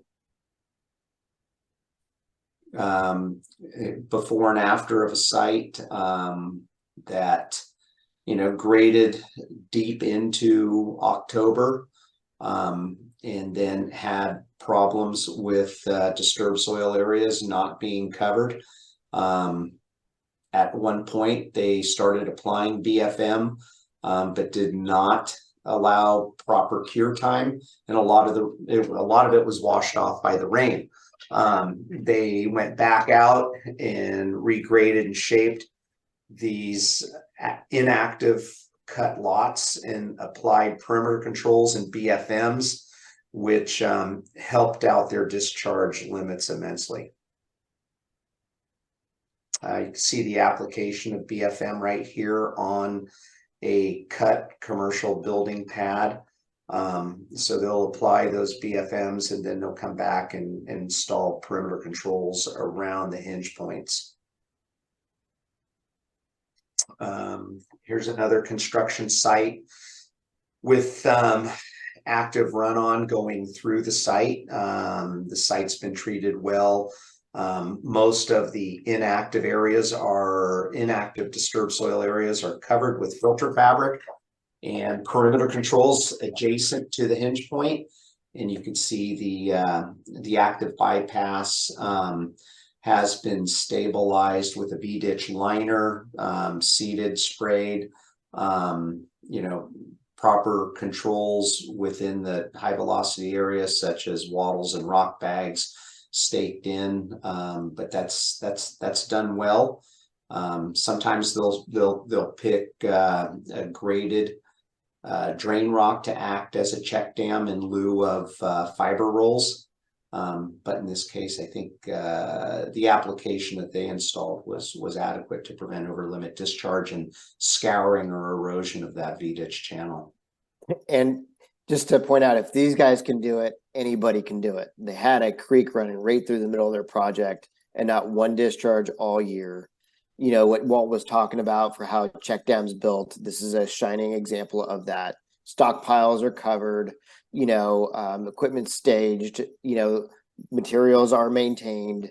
This is what we want to see when we walk on a site. And sure, we're going to find some things like, hey, yeah, the filter fabrics being moved or blown away and these need to be maintained. That's fine.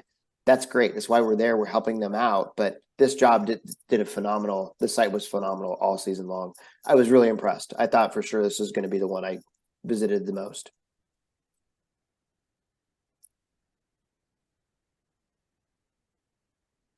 Mr. Fernandez, you want to introduce yourself? Yes.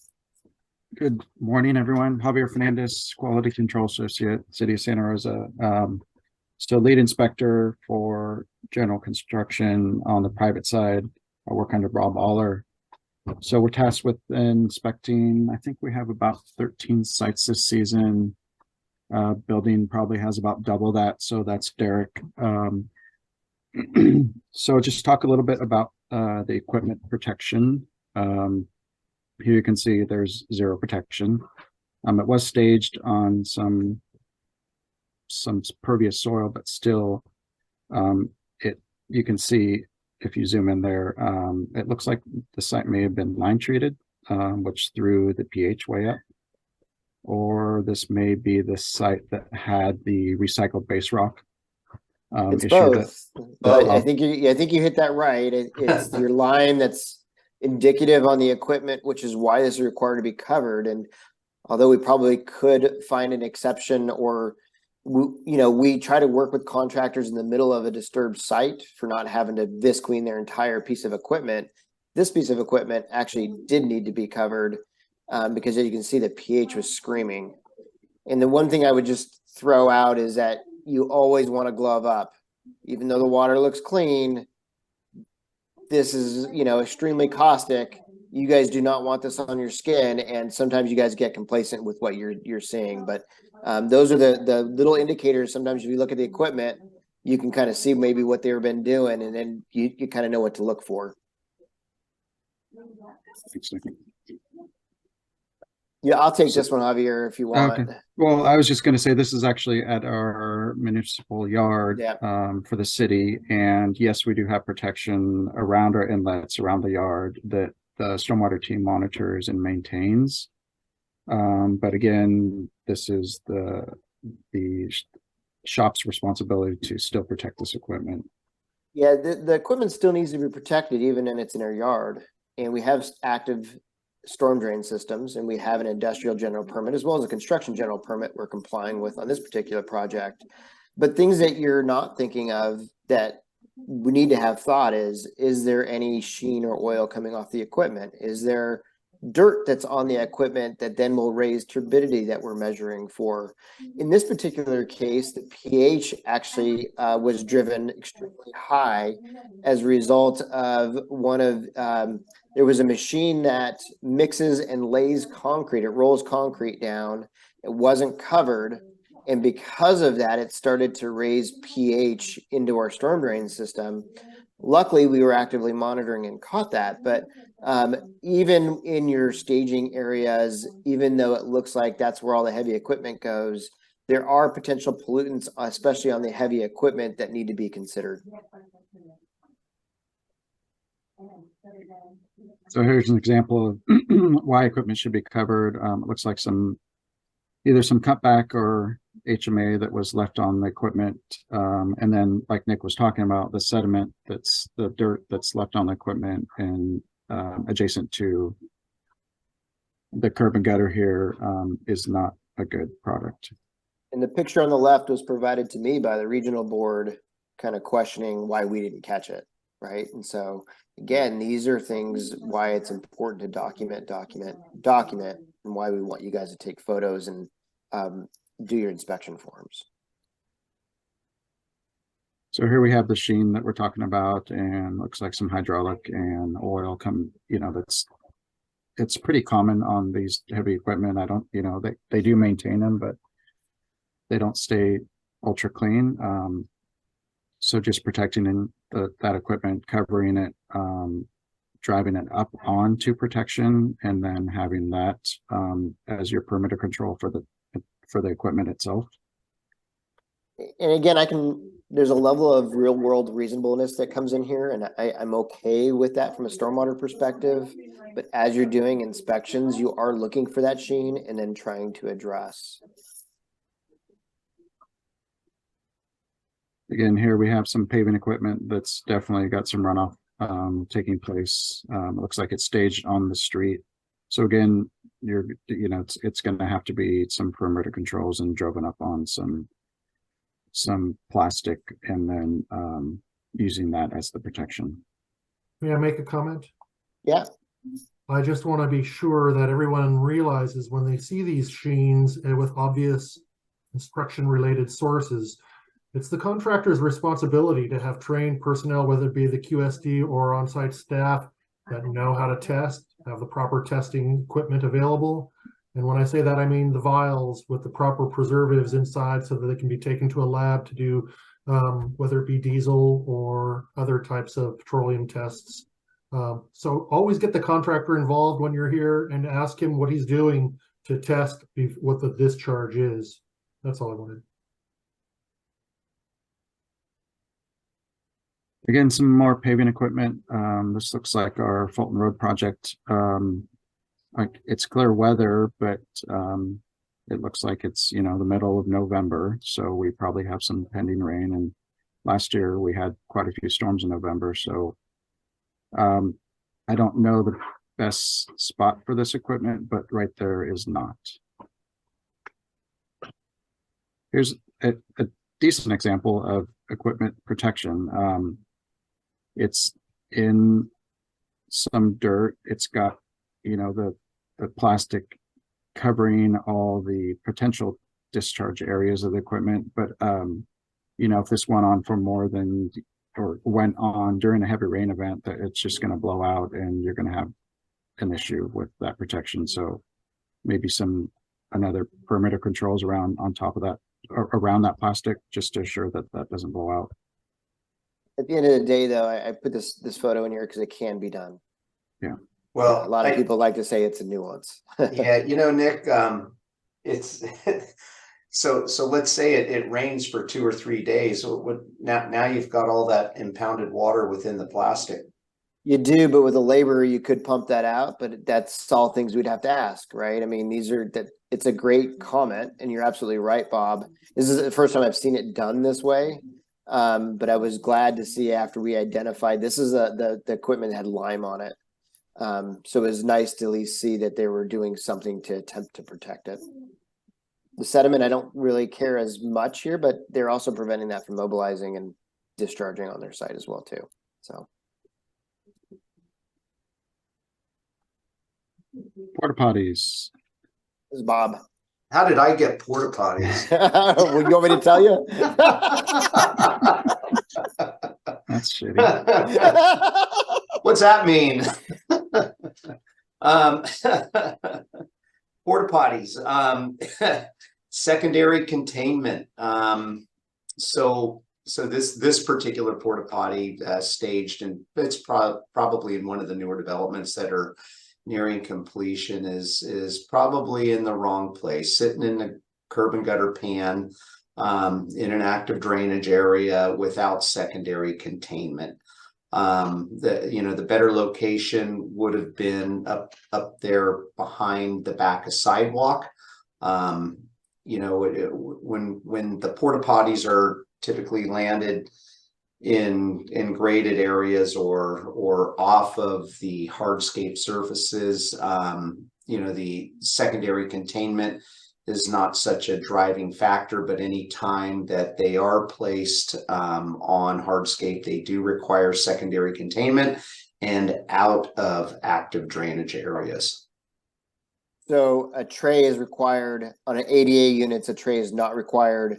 The tray is there for when they clean it to catch the spray used to clean the inside of those. And that tray does need to be periodically pumped out during a rain event.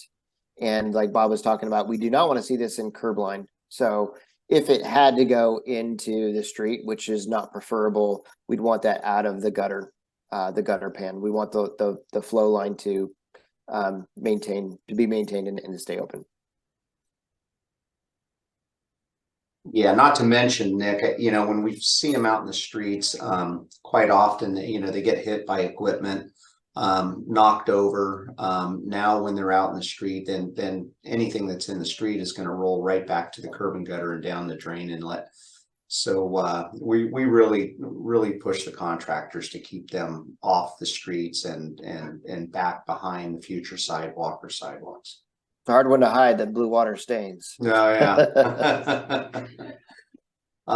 Erosion control kind of ties in with disturbed soil areas, really.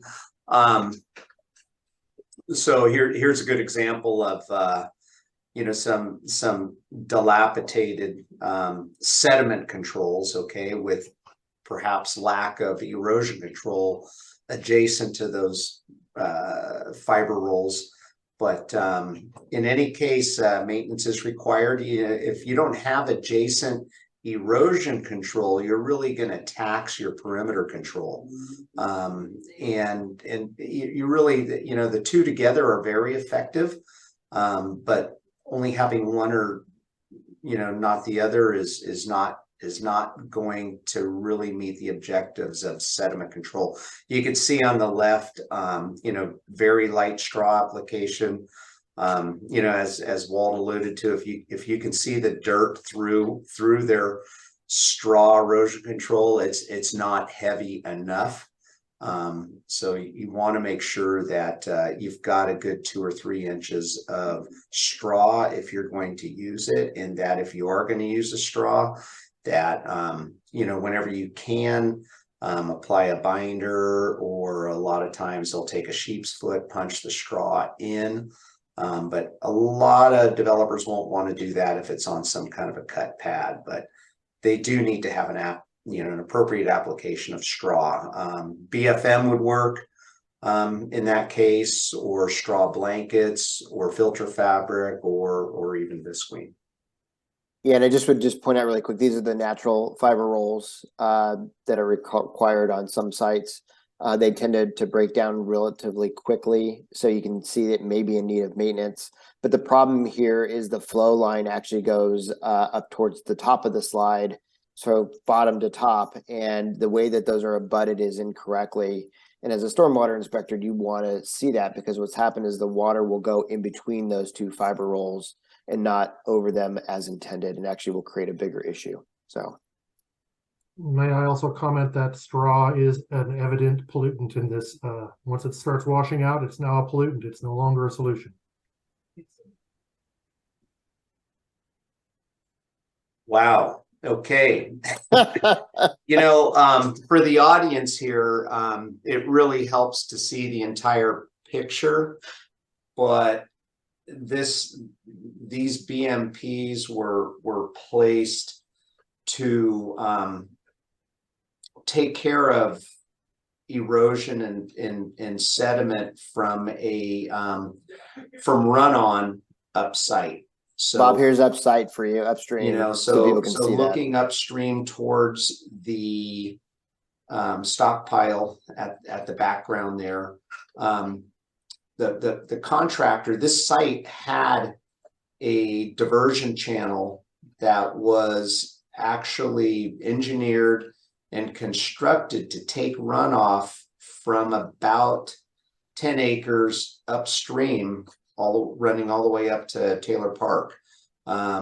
The contractor came in and regraded and shaped without appropriate grading permits this area, filled in the diversion channel, and then got caught in winter without an engineered diversion channel. And so they tried to make do with the grading that they had in place out there by installing these improvements. You know, given the volume of water and the velocity of water coming down through the project, obviously the fiber rolls, the straw bales, and the filter fabric within a active flowway were not enough and not the right application of BMPs to prevent all of the discharge from leaving the project.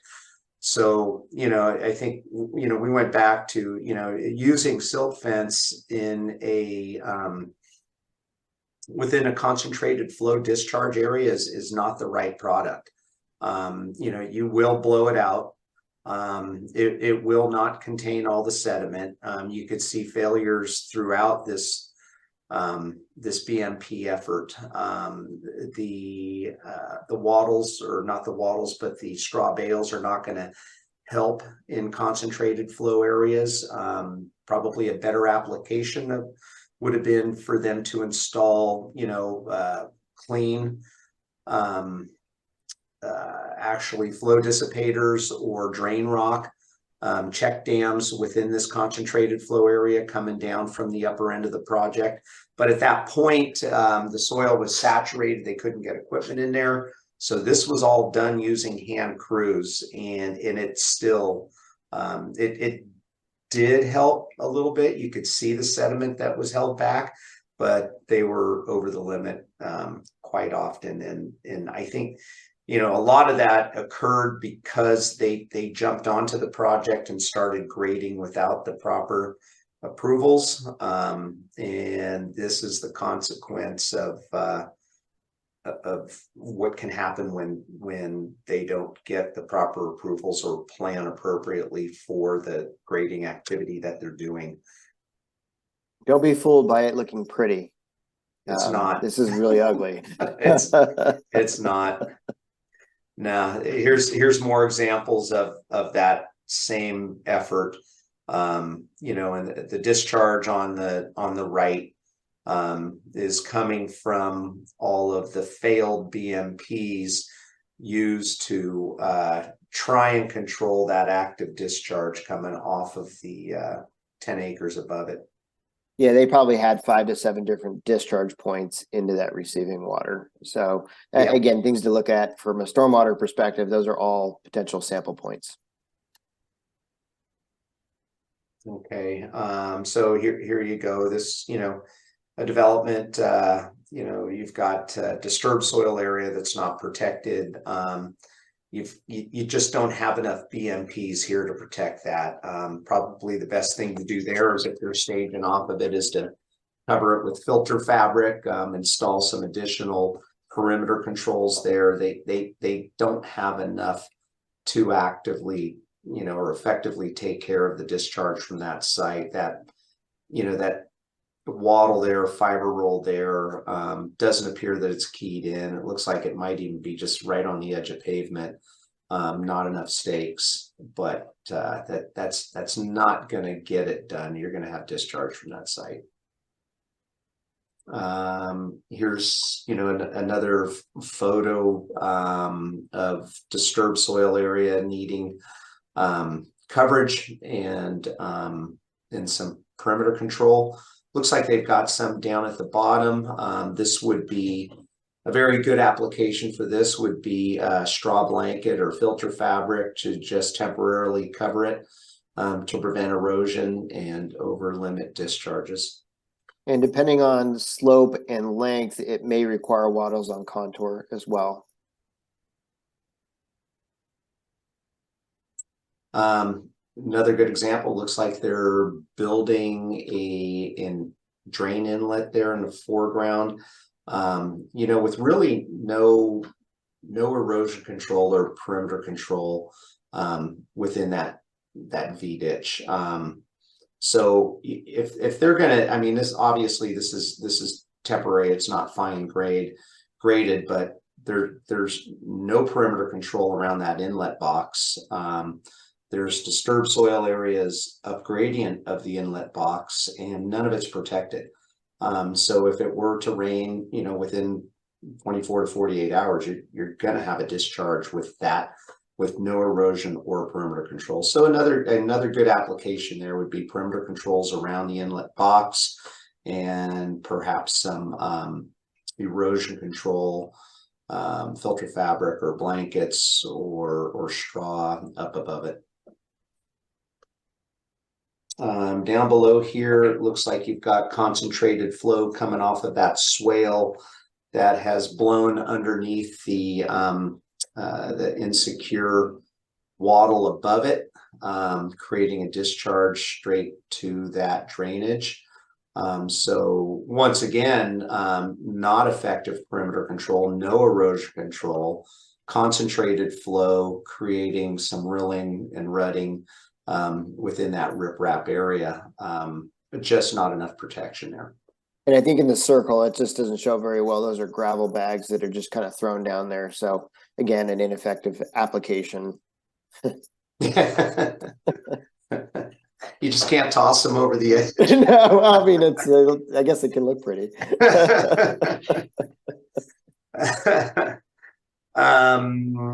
So I looking at this, yeah, look, that's February 22nd. You're in one of our biggest rain months of the year. You've got a lot of open graded base rock there. It appears to be active, otherwise, it's active construction. So, you're really rolling the dice when you've got this kind of work going on that time of year.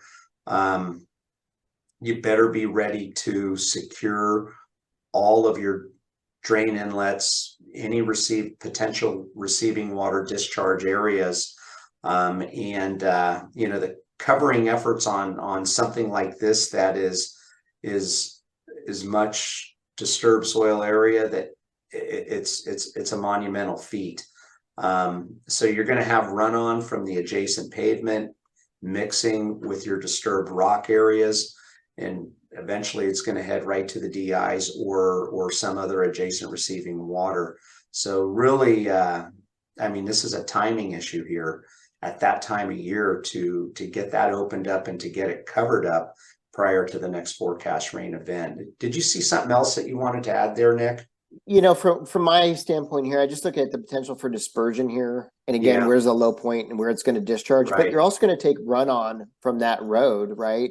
That Yep. crown's going to start filling this up pretty quickly. And you think about how much rain we got in February and March. Sure. This is a potential issue that has, one, has a lot of eyes on it. You can see the public driving through, and we do get phone calls on it. But two, it has a very high potential for discharge that we'd want to see these materials staged on site that were ready to be deployed should a rain event occur. But these are the things that need to be think about when we're opening up such large areas. Right. Can I make a comment also? Yeah. Oftentimes what I try to encourage contractors to do, and it's not very successful, I will admit, they are responsible for all the discharge of run-on onto their site.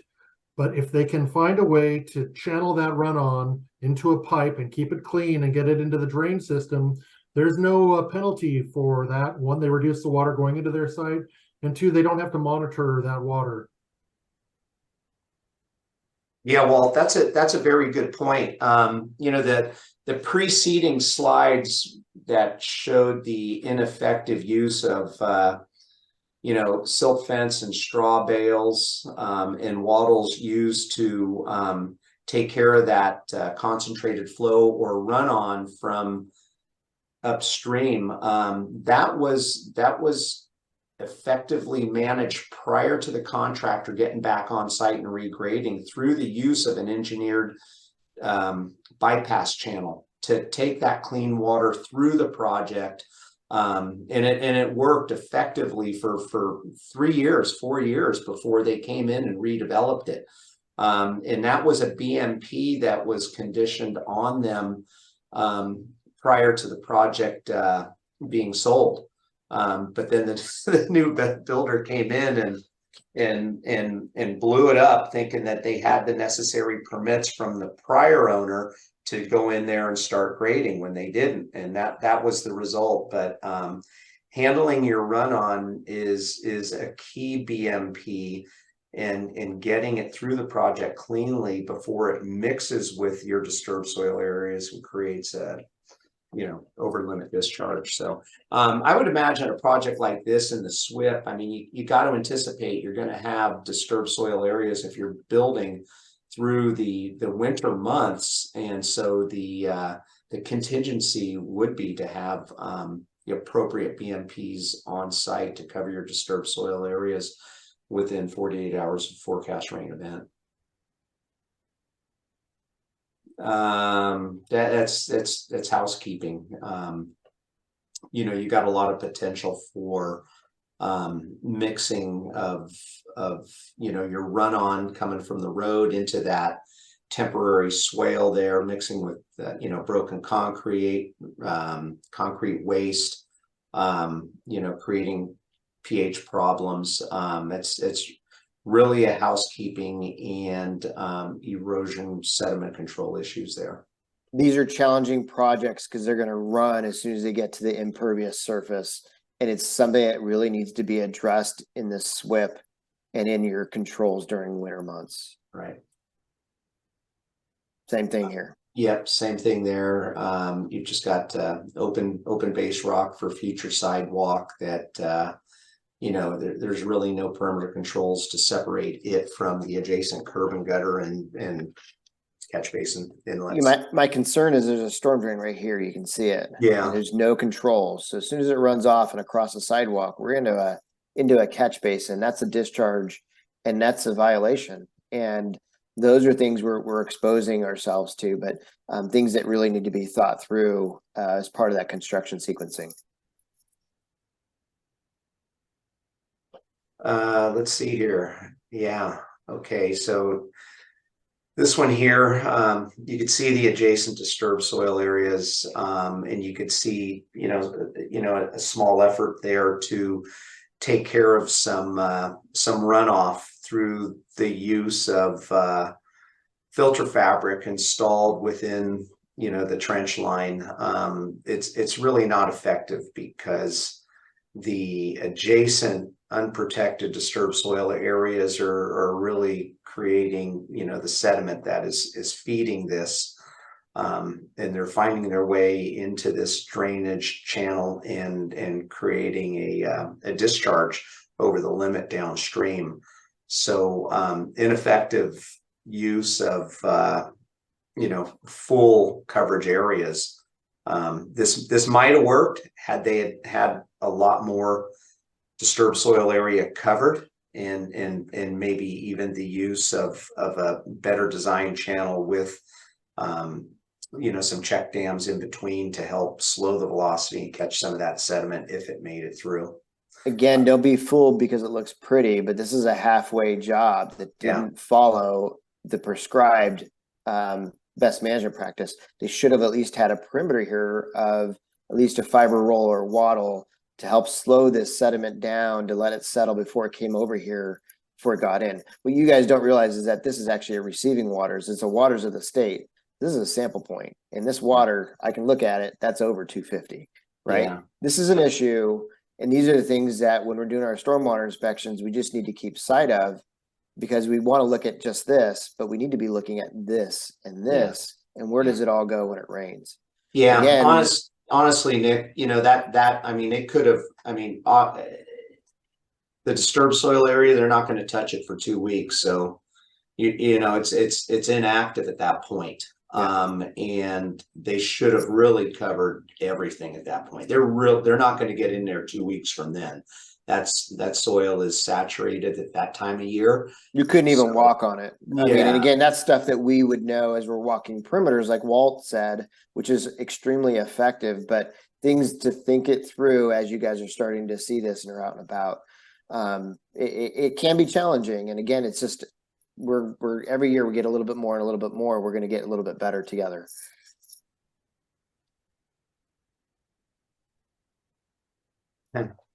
This is kind of the same thing. I think, Yeah. Bob, it's just, you know, you got improper application here, fiber rolls on top of impervious surface, which is an inappropriate application because it can't be keyed in or staked in.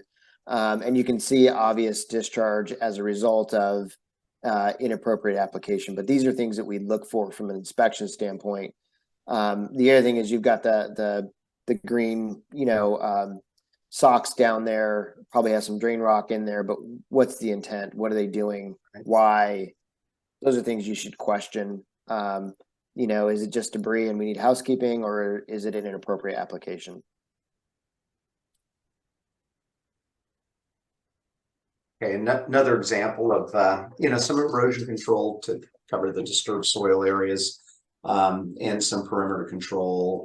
You can see water ponding up. I'm not sure what the structure is adjacent to, maybe some kind of a PG&E cabinet, where the water's pulling up, but, you know, they're going through, looks like painting applications. Is there something This is else? after the corrective notice. They put it down, and the point Yeah. here was just that it can be done. Yeah, Just for our group, I don't like these. There's no standard for putting a gravel bag on top of a fiber roll.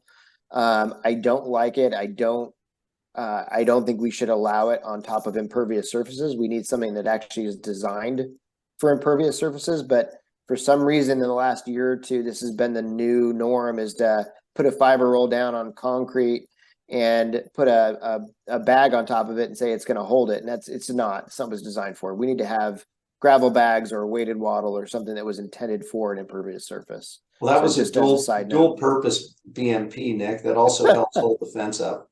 Oh, that's true.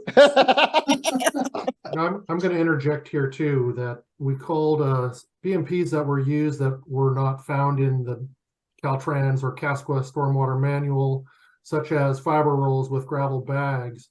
You know, I actually found that there were applications where it was successful and it did work fine, but I required that whoever the engineer was in charge, he needed to sign off on those non-standard BMPs to say, hey, look, this is a non-standard BMP that we're employing. We're going to determine its effectiveness and it may be beneficial. And one of those cases for us was around stockpiles that were on hard compacted base. You know, gravel bags weren't working that well and were also problematic because they were degrading and causing other problems. And I actually saw effective use of things. So there are non-standard BMPs that can work. They just need to be approved by the proper person who's going to be responsible for making sure they're working. Hey, Walt, that's a good topic. You know, with covering stockpiles on active or, you know, hard compacted base rock. You know, if the pile in itself is completely covered with visqueen and it comes down to the compacted base rock and overlaps, you know, of 18 inches or so, and then it's weighted down with gravel bags all the way around it. At that point, there really is no other need for perimeter control around it, correct? Yes, I agree with that. Yeah. Okay.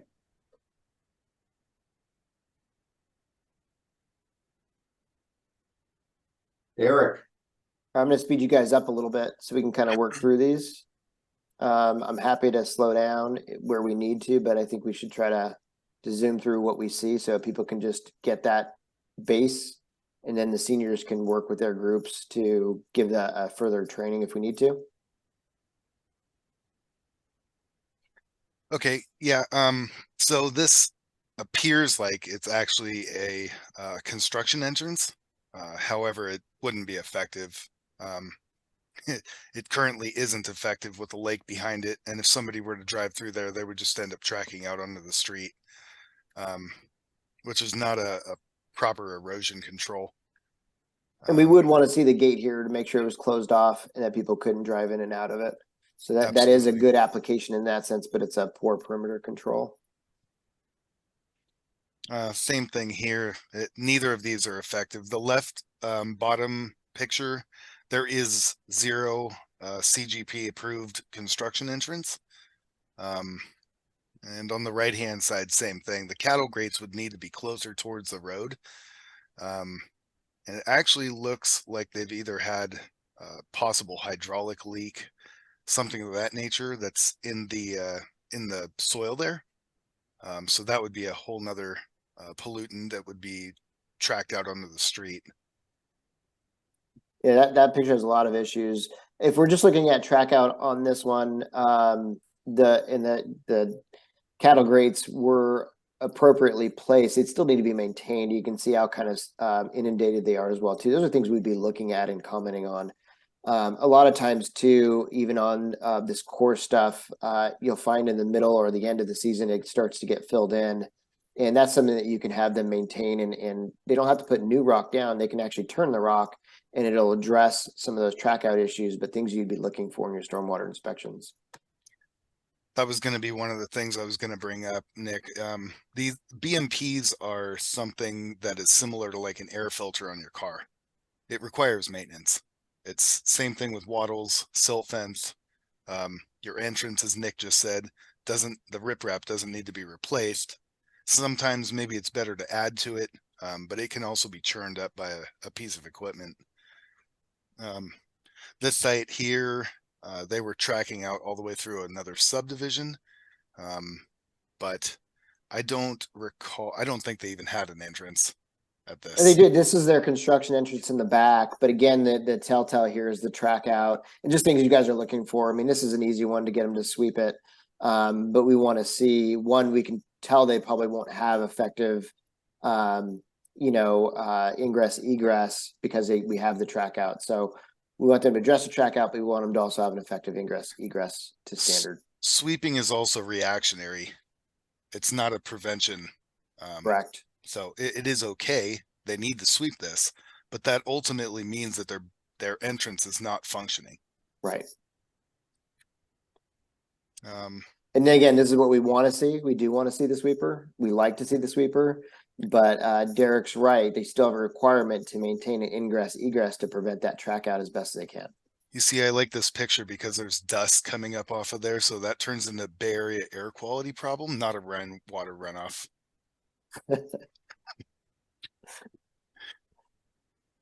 Perimeter controls. Yeah, this one is Greg. All right. Hi, everyone. My name is Gregory Mariscal. I'm a supervising engineer for the Transportation and Public Works, just one of the supervisors. So for this instance, we have the silt fence not being maintained, so it's essentially useless.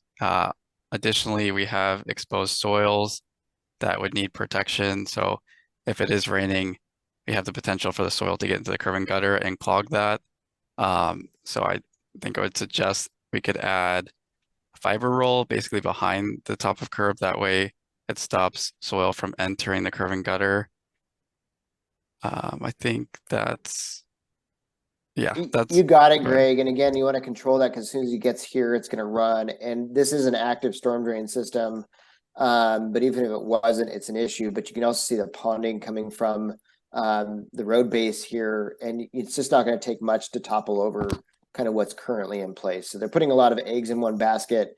We would require some additional controls there. Go ahead, Walt.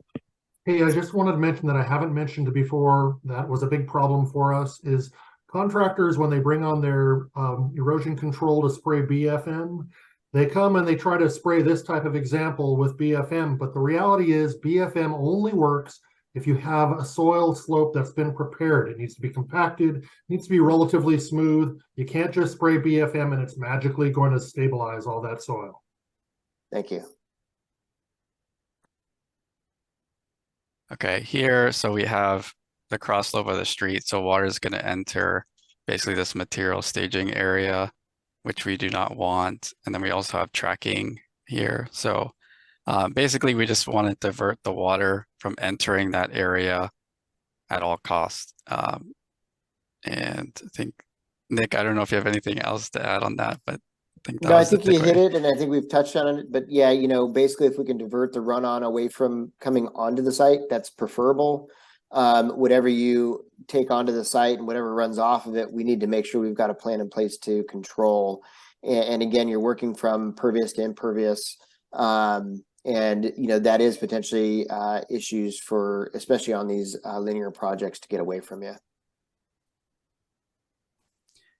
And then here we have detained water, and then also we have no perimeter control. So possibly adding weighted wattles would be a recommendation. And again, Nick, if you Yeah, and I agree. So this actually could be the BMP because it's below. a curb line or below grade, there's an area for water to pool and to settle on the site. However, the risk that they take as soon as that gets inundated, it starts to run, is going to take off on them. We probably would want to see a chevron or some sort of gravel bag or something in that curb line in case it did, to settle that out to prevent any discharge over the numeric action limit. So this one, it's the silt fence. It's, you know, it's loose on top. It's also on the other picture, it's sagging. So this just needs to be dug in at least 6 inches to actually be effective. Yeah, so it's just not properly placed. And Greg, you caught this one when we were looking at these, but there is a fiber roll here. So this is something I'd ask the contractor, is what's on your SWIP, right? If it's both, then I'm going to nail them for this silt fence, because it's improper application. It's maybe creating more sediment and turbidity. If it's only the fiber roll, then I don't really care about this, right? That doesn't necessarily need to go up on a corrective notice. It does still tell me to start to look carefully about what the contractor is doing, because they're not installing it to an industry standard. But we do see this double up quite a bit. And again, that's where that conversation with the contractor can help. If they're not on site, I'm going to write it up just as a precaution, because it's not per an industry standard, and I can definitely tell it's not being maintained. And this is exactly what Walt was talking about in the beginning, is that these need to be keyed in and then appropriately maintained.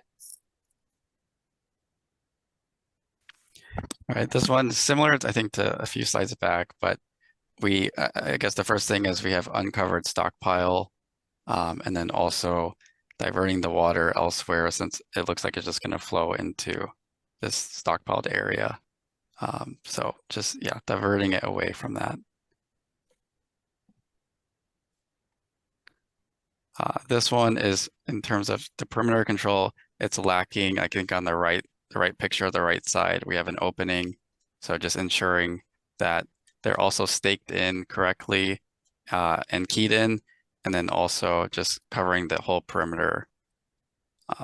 Yes, so it's filtering everything. And then on the left side, we have a wide open area for water to flow in. So it's just ensuring that we're covering all our sides that water is coming in. So yeah, I don't fault you on this one, Greg, because I didn't give you context. But the one on the left is a vineyard, which is causing the flooding here, and they're covered under a vineyard permit under the regional board. But the problem is that you have the site on the right, which is under construction with inappropriate perimeter controls, and now they own all that runoff. So they're inheriting a problem and are potentially exposed as a result of their inappropriate BMPs. And this is what can happen not only on a private construction site, but on a public construction site, that we all need to take into consideration. You can see the color of the water, and you start to think back to the 250 that I showed you earlier. That's the risk that we take by not doing our jobs appropriately. So this one, the wattles are not correctly keyed in. So as you can see, I think on the right photo, it's just the water is going underneath. Yeah, so which could damage your LID feature. So just ensuring that this is properly keyed in to stop that. We see this a lot where contractors want to make it look pretty with filter fabric, and then you see undermining. You see the wattle placed on top, and it looks good from a really quick walk by, but when you start to look at it for effectiveness, it really doesn't do anything here. All right, Nick, I'm gonna let you take this one entirely. Yeah, so this one, if you look at it, this is kind of sitting on the top. It's not really effective, but we've got two large detention ponds here that are about to topple over. And what you guys don't see that we found during our inspection is that the pH levels in both of these ponds were high because the site was just lime treated. And again, kind of going into that, it's not always a visible pollutant, but this is a significant issue to potentially allow to actually even come over the top of the wattle, because this water doesn't fit between that 6.5 and 8.5, and you can't filter pH. pH has to be engineered, has to be controlled through an engineered method, and it has to be treated. So these are things these are why the pH strips are really important as part of your toolkit when you guys are out and looking at some of this detained water. Then this one, I think on the right, we have no perimeter control. So I think on the north part of that photo, like on the upper stream, we have nothing to filter it. And then on the left, I think we were suggesting that it was not keyed in for the curb opening for all the water that's entering. And Nick, I don't know if there's anything else that I'm missing, but I think you Just- got it. The picture on the left kind of shows some of the correction actions afterwards. The picture on the right is the before. But even the after, there might be some issues with it being keyed in and staked in. And, this is something that we would want to just keep an eye on. And we'd want to have a plan from the contractor of how are they going to deal with that pooled water to prevent discharge over the limit. And but again, you want to control that runoff on site, but also on your off-site improvements as well too.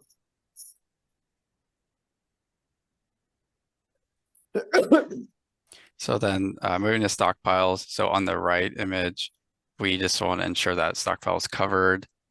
And then additionally, we have a piece of plywood that's blocking the drainage inlet, which is not not a recommendation. Never do that. And on top of it, I think the wattles, they need to be staked in, and it looks like it's just floating. You got it. Again, we've got an inappropriate use of wattles to protect the storm drain. We have a storm drain that's potentially inaccessible because of the filter fabric, but excuse me, the thing that we took a while for us to figure it out is, they had a board here, but you can see the gap. It's still allowing water into the storm drain. They just covered it so you couldn't see it. You've got an uncovered stockpile. You've got disturbed soil area that's coming into here. These are all things, again, that people like to try to pull the wool over your eyes.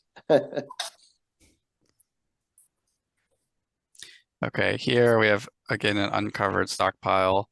We also have the stockpile right in the middle, or right blocking the curb and gutter, so it's not allowing flow through. And then third, we have not enough, like we have the wattles as the weight to keep it down, which we don't recommend. Like that's too lightweight to keep down. Yeah, I agree, Greg. And again, we want to try to keep this flow line open to allow this to drain. We're creating a lot of localized flooding, but that flooding also then starts to push water into these stockpiles and then to transport materials too. Obviously, it needs to be covered as well. Go ahead, Bob. Yeah, I just wanted to clarify something too, like on projects under development where base rock is already placed in the road sections or parking lots. For stockpiles of clean drain rock, for stockpiles of clean backfill sand for dry utilities, if they are not immediately adjacent to a concentrated flow area or a drain inlet, just want to confirm the necessity to cover those stockpiles prior to a forecast rain event. What's your thoughts on that? I'm gonna let Walt take it. Yeah, they definitely need to be covered. I've seen more stockpiles of quote unquote clean gravel, clean washed gravel, just bleeding sediment like you wouldn't believe. The same is true with sand. You can wash and wash and wash. You will not get those fines out of it. So definitely need to be covered. Okay. Yeah. Thank you, Walt. All right, right image, again, it's blocking the curb and gutter, and secondly, it's not covered. And then on the left image, also not covered, which has a high pH potential for not being covered. Which is fine if it's being used, but we definitely want to see it stored covered for that reason. And I've been on a lot of projects, including CIP projects, where I've seen this in the staging areas just sitting out. And those are the things that just need to be aware of, whether it's 1 bag or 15 bags, it doesn't matter. All of that has a potential to put you over an exceedance of discharge limitations. And equally so, fiber rolls need to be covered in storage because they will be damaged. Okay, last image is again, on the left image, we have uncovered stockpile. And I believe it's also in the curb and gutter area, which is blocking. Nick, on the right image, is there any? I don't think so. I think can this see- is them I think it's attempting good. to control it. And again, this is what we want to see. There's always going to be corrections that you're going to find, and that's okay. It's just really what we're looking for is responsiveness from the contractor to be willing to go and make those adjustments. And again, you're trying to help them out to not have that discharge. So. Javier, I think I'm gonna run through this really quick if you guys are okay with that, and then you guys chime in. Does that work for you, Bob and Javier and team? That works. Yeah, that's fine. I was just on the phone. You caught me. Sorry. Boston. Busted. So we don't talk about storm drain protections. This is coming into an LID feature. There's a gravel bag there, but you also see the pipe coming from the backyard. Again, maybe not an issue, but it really depends on whether this LID feature had been dug out and whether there was structural soil placed or not. If there was any structural soil in here, these LID features shall not, I'm going to emphasize that, shall not be used for temporary erosion and sediment control. So we shouldn't see any water diverted into these. And this would be my concern and what I'd be asking for. That is really why I flagged this. It has the curb cut, which flags me that it's a potential LID, but whether they've started that or not is the question. But you can also see the different color in the soil, which means that they may have put some structural soil in, which we then start to flag an inspector that, hey, listen, this is an area I'm going to flag that they may need to come out and redo, like Bob had said earlier for some of the other discharges into the features. In the wintertime, we do not want to see the throat. When we say throat, we mean the open part of a catch basin. We do not want to see it blocked. We want these open. We want a chevron to go this way and a chevron to go that way, but we want water to be able to freely flow into it to handle the design rain event. Obviously, you can see the stuff is starting to get pushed in. It eventually does and clogs our system. And you can see the sediment behind here. When it discharges, it's really hard to see that as well, too, or sample from it. And so it just, it creates larger issues than these are things that should be written up on the notice. Same thing here, you've got a drain. Where does the drain go to? And does this need to be more appropriately protected? You've got some red liquid and, you know, you've got an attempt at some filter fabric here, but this is just a hodgepodge of a bunch of different things that, again, if this is blocking an inlet, an LID feature, I'm going to be flagging this because it actually very well may have contaminated that low impact development. Again, this is a concern for me. We've got the inlets blocked, which is great, but we've got ponding water. The ponding water, these features are designed to drain within 72 hours. So the ponding water, as an inspector, would say, maybe there's some fines in there or something that's blocking this. The other thing is I can see the fiber roll here. And so is there a drain that's clogged or plugged, or, you know, maybe we need to revise this BMP to get this drainage out of here. The worst thing that we can have happen is this to overflow and come out over the top and then run to curb and gutter and then out the storm drain system. So again, these are just small little flags on site that you might see that might be worth noting on your corrective notices. Be aware of where the storm drains are. Even in large grading projects, sometimes there's a storm drain in the middle, and just being aware of that and making your contractors protect them is important. We do not want to see these dry weather BMPs anytime between September and April 30th. These are summer BMPs and we're done. We're out of that realm. We want to see those chevrons, these opened. You can see how quickly these get clogged. They're also blocking my beautiful sign that says this flows to Peterson Creek. And that just really gets your stormwater guy riled up. But really it's the ERTech that really we don't want to see here. So we want our contractors to adjust accordingly, and we want to see housekeeping to maintain the debris behind anything that's protecting a storm drain system. I put this slide in here because, again, just because you put filter fabric over everything doesn't mean it's actually effective. What's going on here is they put the filter fabric over the storm drain, and the water is going under the filter fabric and discharging turbidity over the 250 NTU, but they've covered it so you can't see it. They didn't know I could look here though. But again, we want to see contractors leave these open and accessible so that we can see inside them. And especially if this is a sample point for the QSP, we need to have access to it. They need to have access to it. So we'd want to see this. This is really the appropriate correction. And this is the response we'd want to see from a contractor to appropriately address, the runoff coming from their project. Again, this is an LID feature. You can see by the curb cut. I don't know why you'd put filter fabric here, because this is really the high flow bypass and the inlet here. The filter fabric does nothing other than fool you as an inspector. You can see the turbid water coming in and how that's going to be a potential discharge. They have inappropriate BMPs here. We'd want something here to filter this out before it actually came into the feature. They're at risk for changing this whole feature out because I don't want those fines or that sediment into the LID feature. Again, lack of perimeter controls. We've got track out from heavy equipment. That all needs to get addressed. It's coming on the street. Those are things we'd write up. You've got storage of material on a storm drain. That's a housekeeping issue. You've got really turbid water that's not appropriately getting filtered out. And you've got my throat blocked, which is preventing any water from coming in. So if you get any sort of downflow flow or heavy flow, that's just going to come right up and over the top, but most likely it's coming into the bottom. But again, this is really hard for us to even see that because they've blocked access. And if you move something, they're going to blame you for the discharge. But these are things that we want to correct. These are great things to note, especially right now in your September pre-rain inspections. Again, these are just a hot mess. We don't want to see these.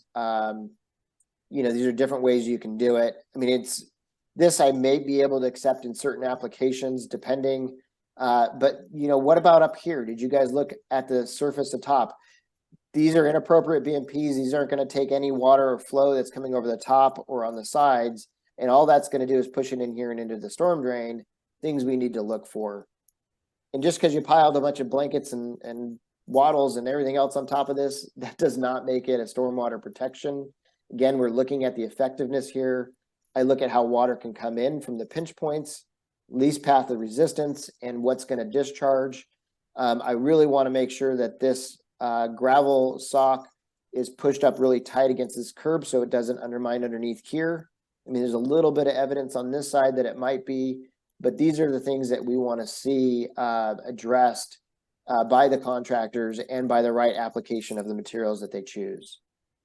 And while I'm talking about that, gravel allows things to flow through it. Sand, it keeps things from, it holds water back. So you really need to know that because you'll find that a lot of times people use the wrong material in the wrong application.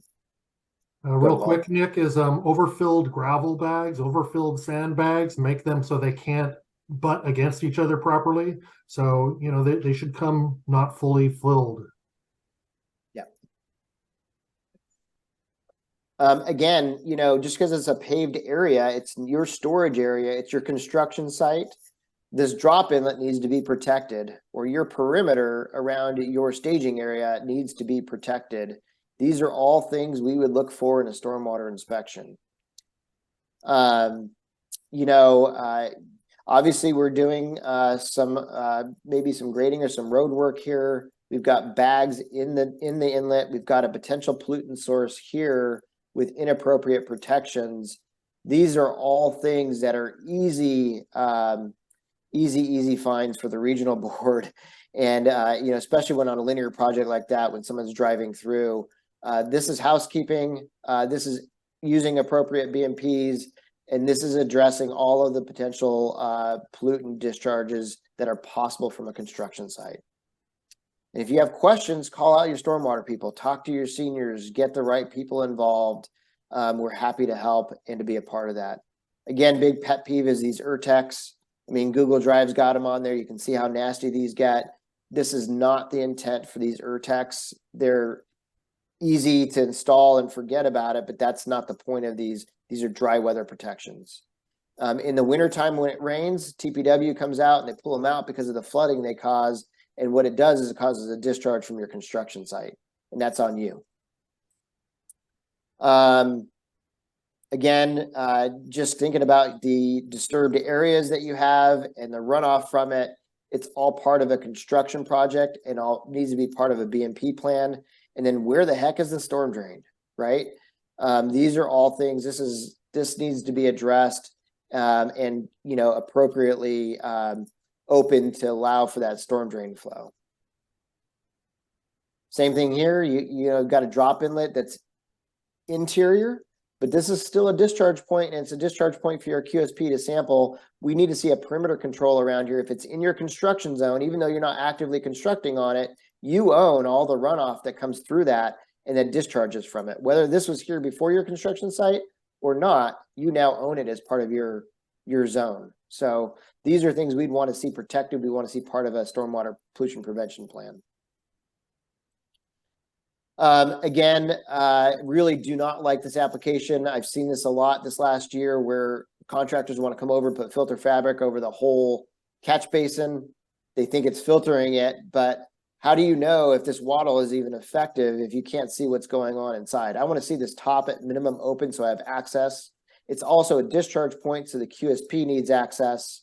And this is something that needs to be written up, and we want to address in dry weather, so we're not trying to figure it out in wet weather. This one's pretty obvious. Again, we don't want to see the throat covered. Really concerning with have this much thick mud in front of there. Something else needs to be addressed other than just inlet protections here. So really quick on the constructability end, I wanted to throw this in here because what you guys do is really important, not even just for construction discharges, but just for long-term what we inherit in our system. And we really don't want to see someone bulkhead our system with a bunch of spare materials on site. This is one thing that we caught before we accepted the storm drain system on the CCTV. You know, again, just watching for that workmanship. It affects us not only during the construction process, but it affects us long-term for municipal operation and maintenance. So question when you're walking around is, hey, are these things functioning, right? Like, hey, is this check dam really effective if everything's being bypassed over it, right? What settling is going on here? And maybe they've got the wrong material. Remember, hay keeps water, it repels water. It doesn't allow water to flow through it. Maybe they need to use a gravel bag to allow water to flow through it and settle it out. Maybe they need a better check dam. There's a lot of ways to do it. It's not our job to prescribe it, but I'll tell you right now, this one's not functioning and is looks pretty, but it really has no, there's really no, it just spent a lot of money for nothing. Again, is it functioning? You know, yes, it looks pretty, but just like Walt was saying, this is drain rock that was dropped, but was really dirty. And that everything's flowing through that drain rock as intended, but the drain rock is now shedding all of those fines that were brought in with it out into this receiving water, which is a discharge point. And yes, it's coming in kind of very sleuthfully now and underneath rips in the silt fence and through the drain rock, which can be hard to catch, but these are things that you'd be keeping an eye out for as a stormwater inspector. Again, you know, I always look where people are working. What are they doing? Are they stirring up more mud and sediment? Why does he need to be in there to pump that out? Do they have the right materials? Is it effective? I mean, we should start to see this water get clearer and clearer as it gets closer to this outfall. And why is that not occurring? What needs to happen in addition to what they have, or what needs to be adjusted? You know, this is us sampling, but I always ask, where does the contractor sampling from? Are they taking the flow that is the cleanest, or are they taking the combined flow, which is really a more appropriate place to collect a sample to see whether they're over the threshold? It's really easy for someone to say, oh, I only want to take it when it falls over the bag, but what about the stuff coming on the side of the bag? Then you need to do the confluence of those two streams. And so just really watching and understanding what they're doing. And again, this is where we can help you from a stormwater perspective.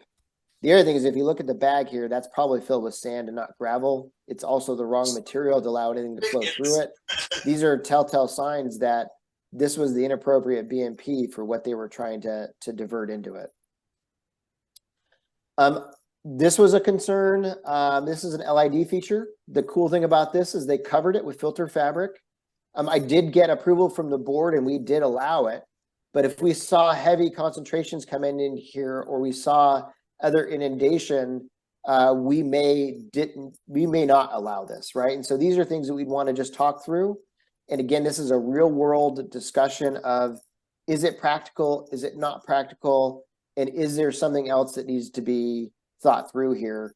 And again, it was the right flag from the inspector to bring stormwater in and for us to have a discussion of, is there true impact to this feature? Or is this maybe an appropriate way to use an LID feature for part of this temporary diversion to help address some of the water and runoff issues?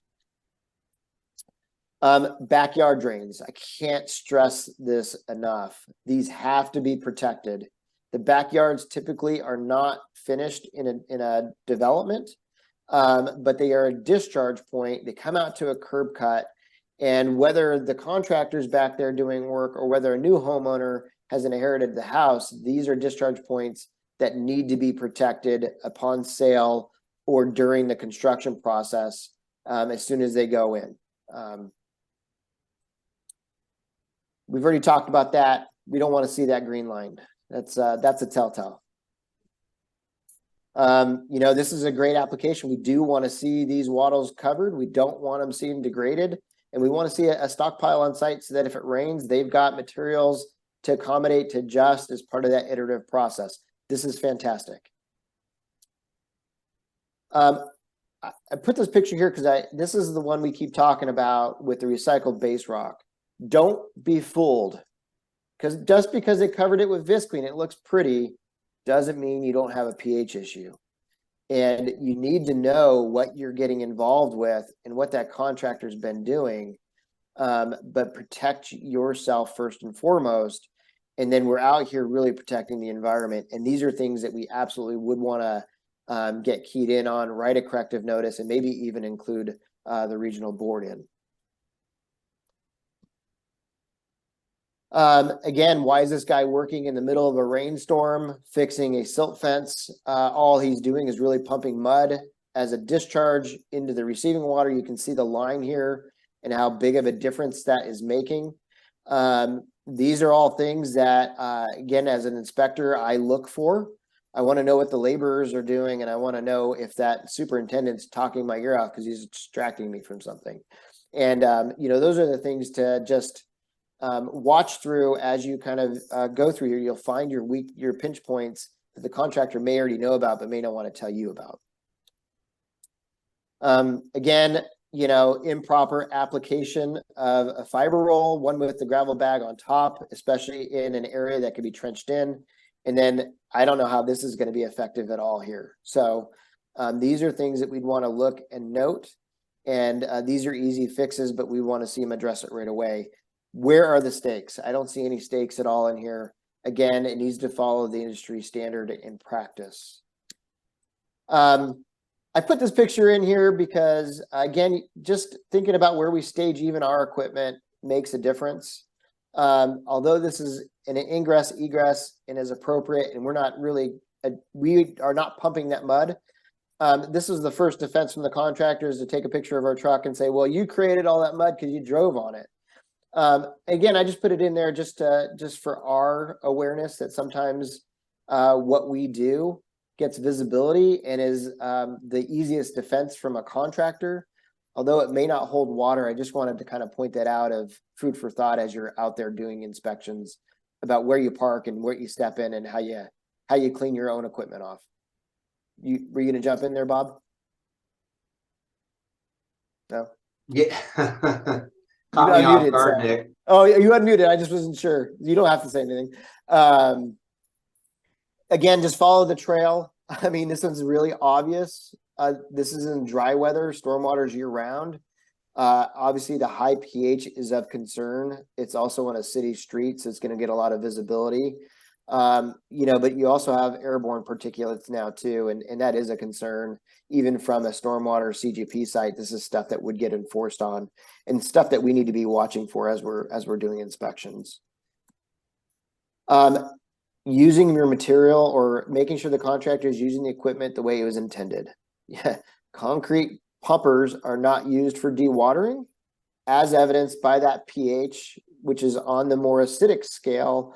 But this is an unauthorized discharge, even though this has nothing to do with a construction site.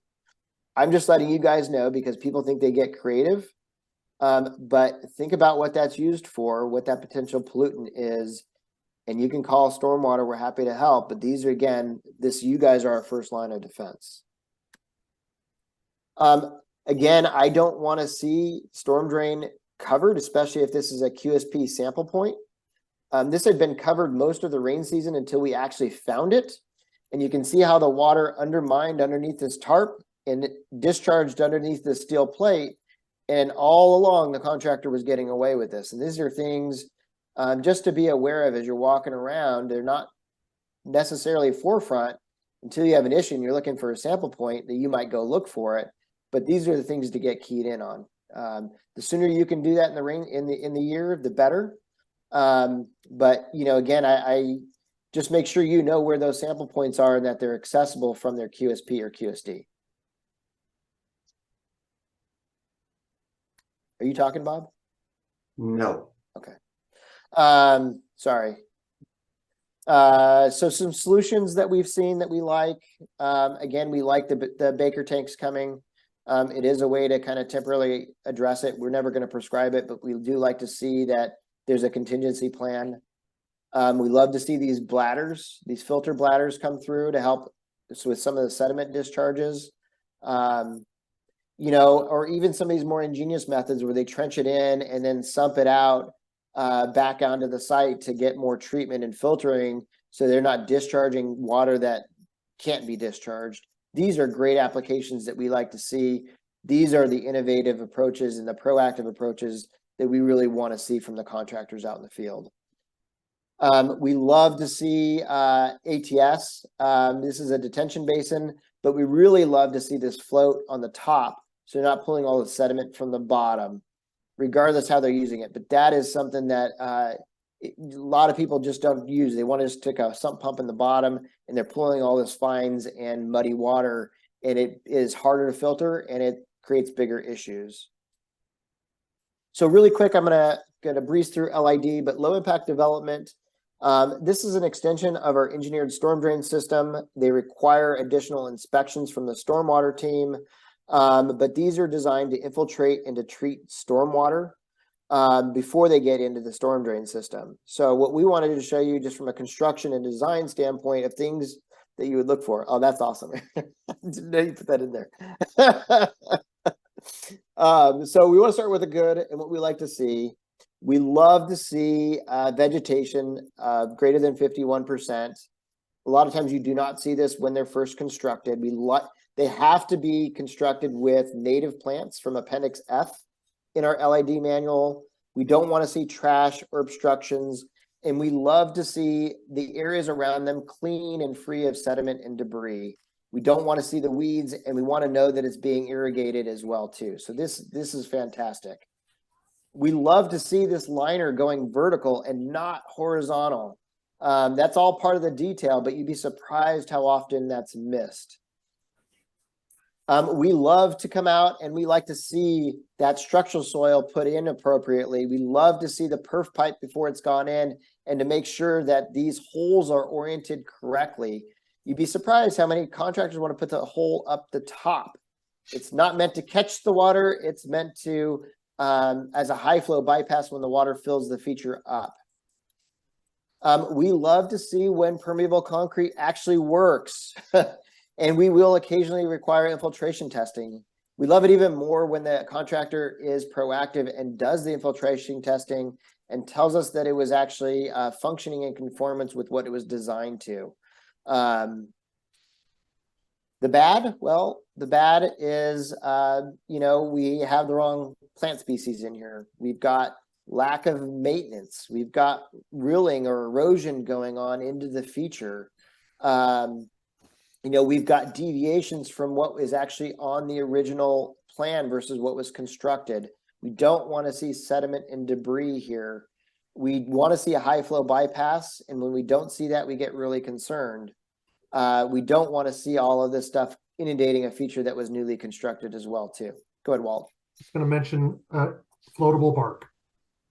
Correct. Yeah, so all bark floats, all mulch floats, but we like to have them put arbor mulch in there to prevent that. But really, in the final in the final inspection from stormwater, if there's anything that's floatable, we are going to note that and not approve it. It'll go down as a deficiency. So bark is not allowed. Mulch is allowed, if that makes sense. Again, we've got the erosion pipe issues. You have invasive plant species and incorrect plant species in this feature. The no vegetation is a concern. The roots help pull up some of those nutrients and some of the heavy metals and other potential stormwater pollutants before it gets into the storm drain system. So that's an immediate flag for us. We also don't like to see the channel down the middle. We want to see that staggered to interrupt that flow, but also to intercept it, to treat it.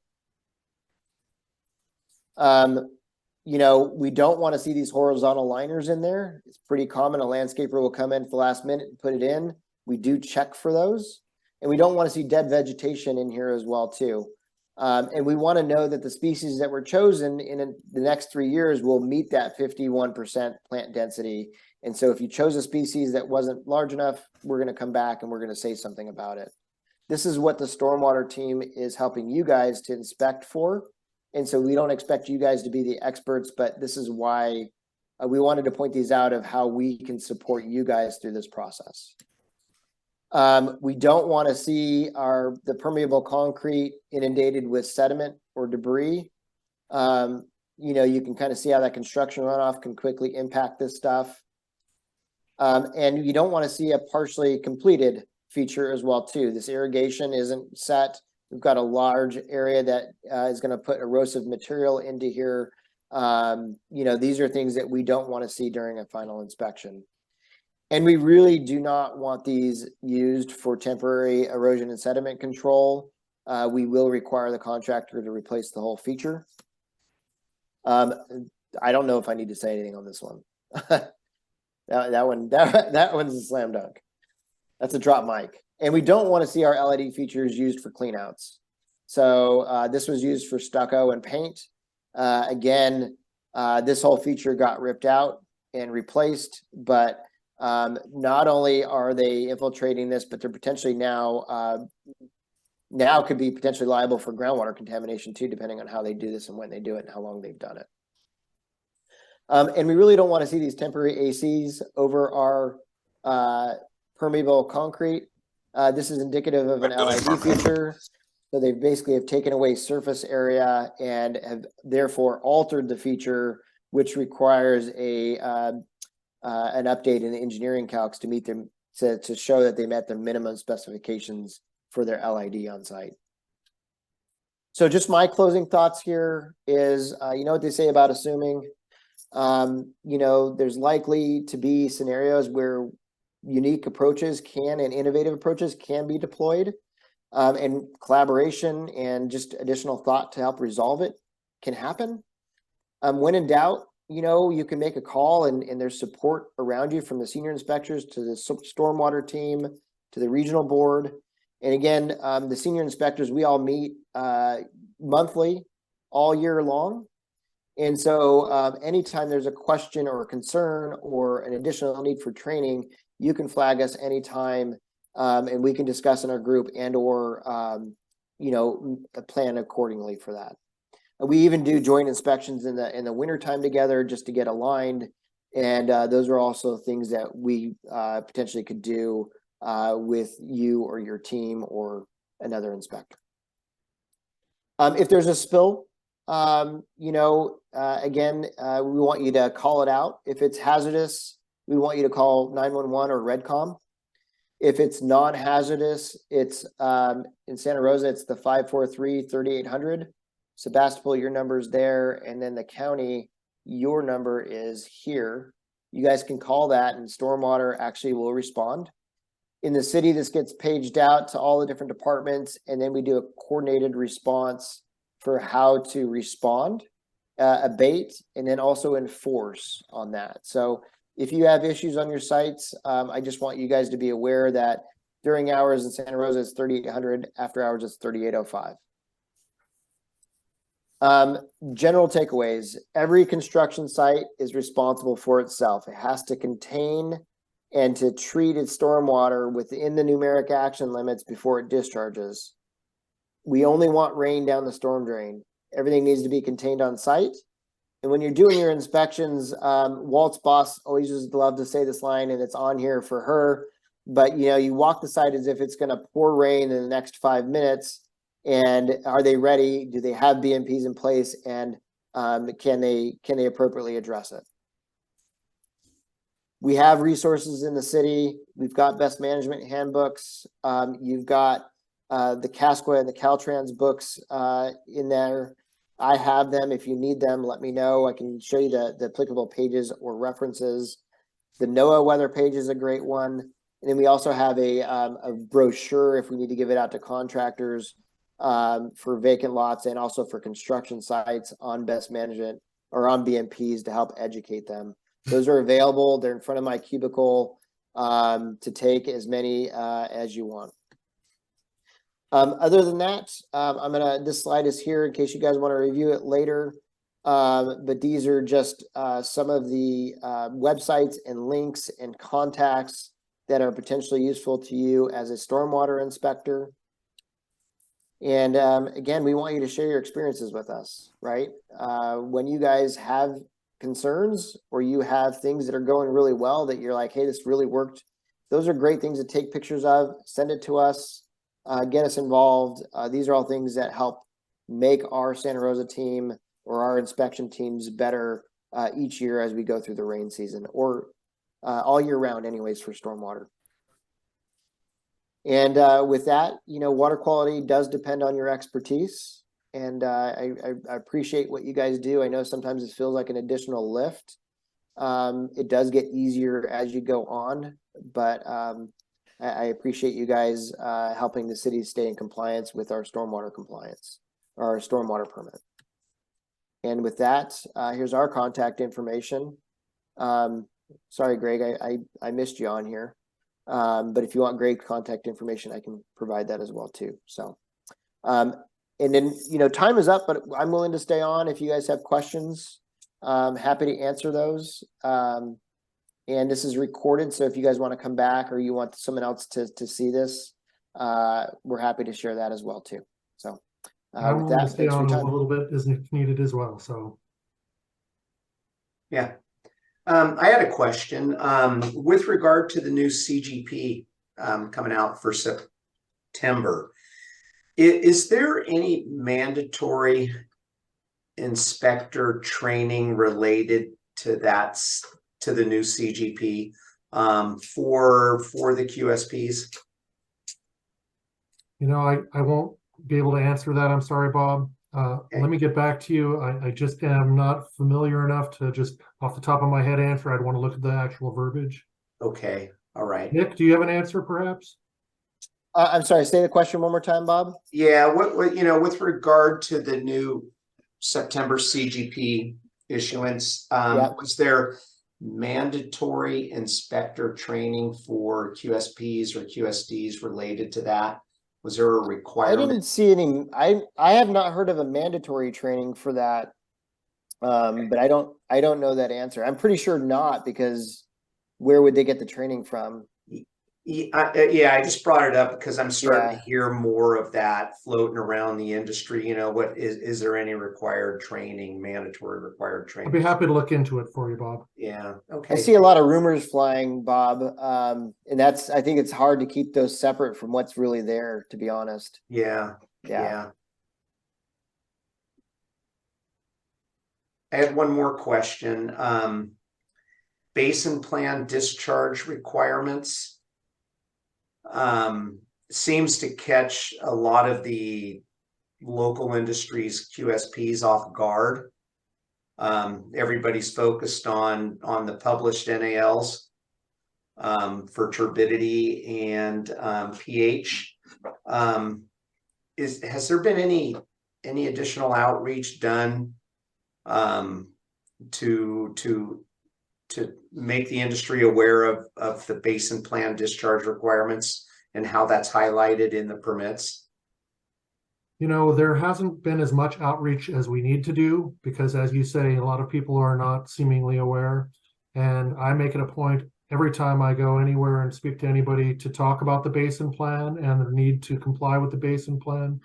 Part of the reason or part of the problem with basin plan compliance is that there is no mandatory sampling of receiving waters under certain conditions. So even though you're required to comply with the basin plan, you're not necessarily expected to go sample in the actual receiving water. So we've got some issues to work out with basin plan compliance and how we're going to enforce against people who are potentially violating the basin plan, even though they're complying with the construction general permit. Okay, great. Thanks, Walt.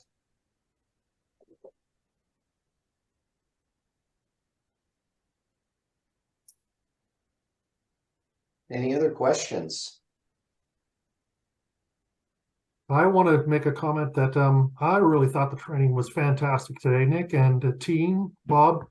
Excellent training. I got to see lots of examples that I see that I know people don't know about. So you're catching a lot of things that I see in the field as problems amongst QSPs and contractors and even QSDs. So I really appreciate what you guys put together here. Nice work. Yeah. Thanks, Walt.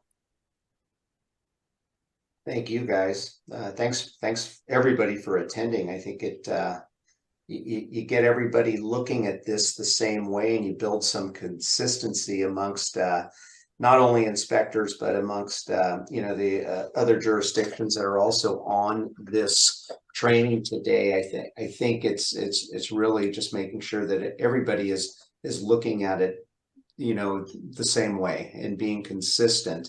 With our inspections and with the QSP's inspections. I think that goes a long way.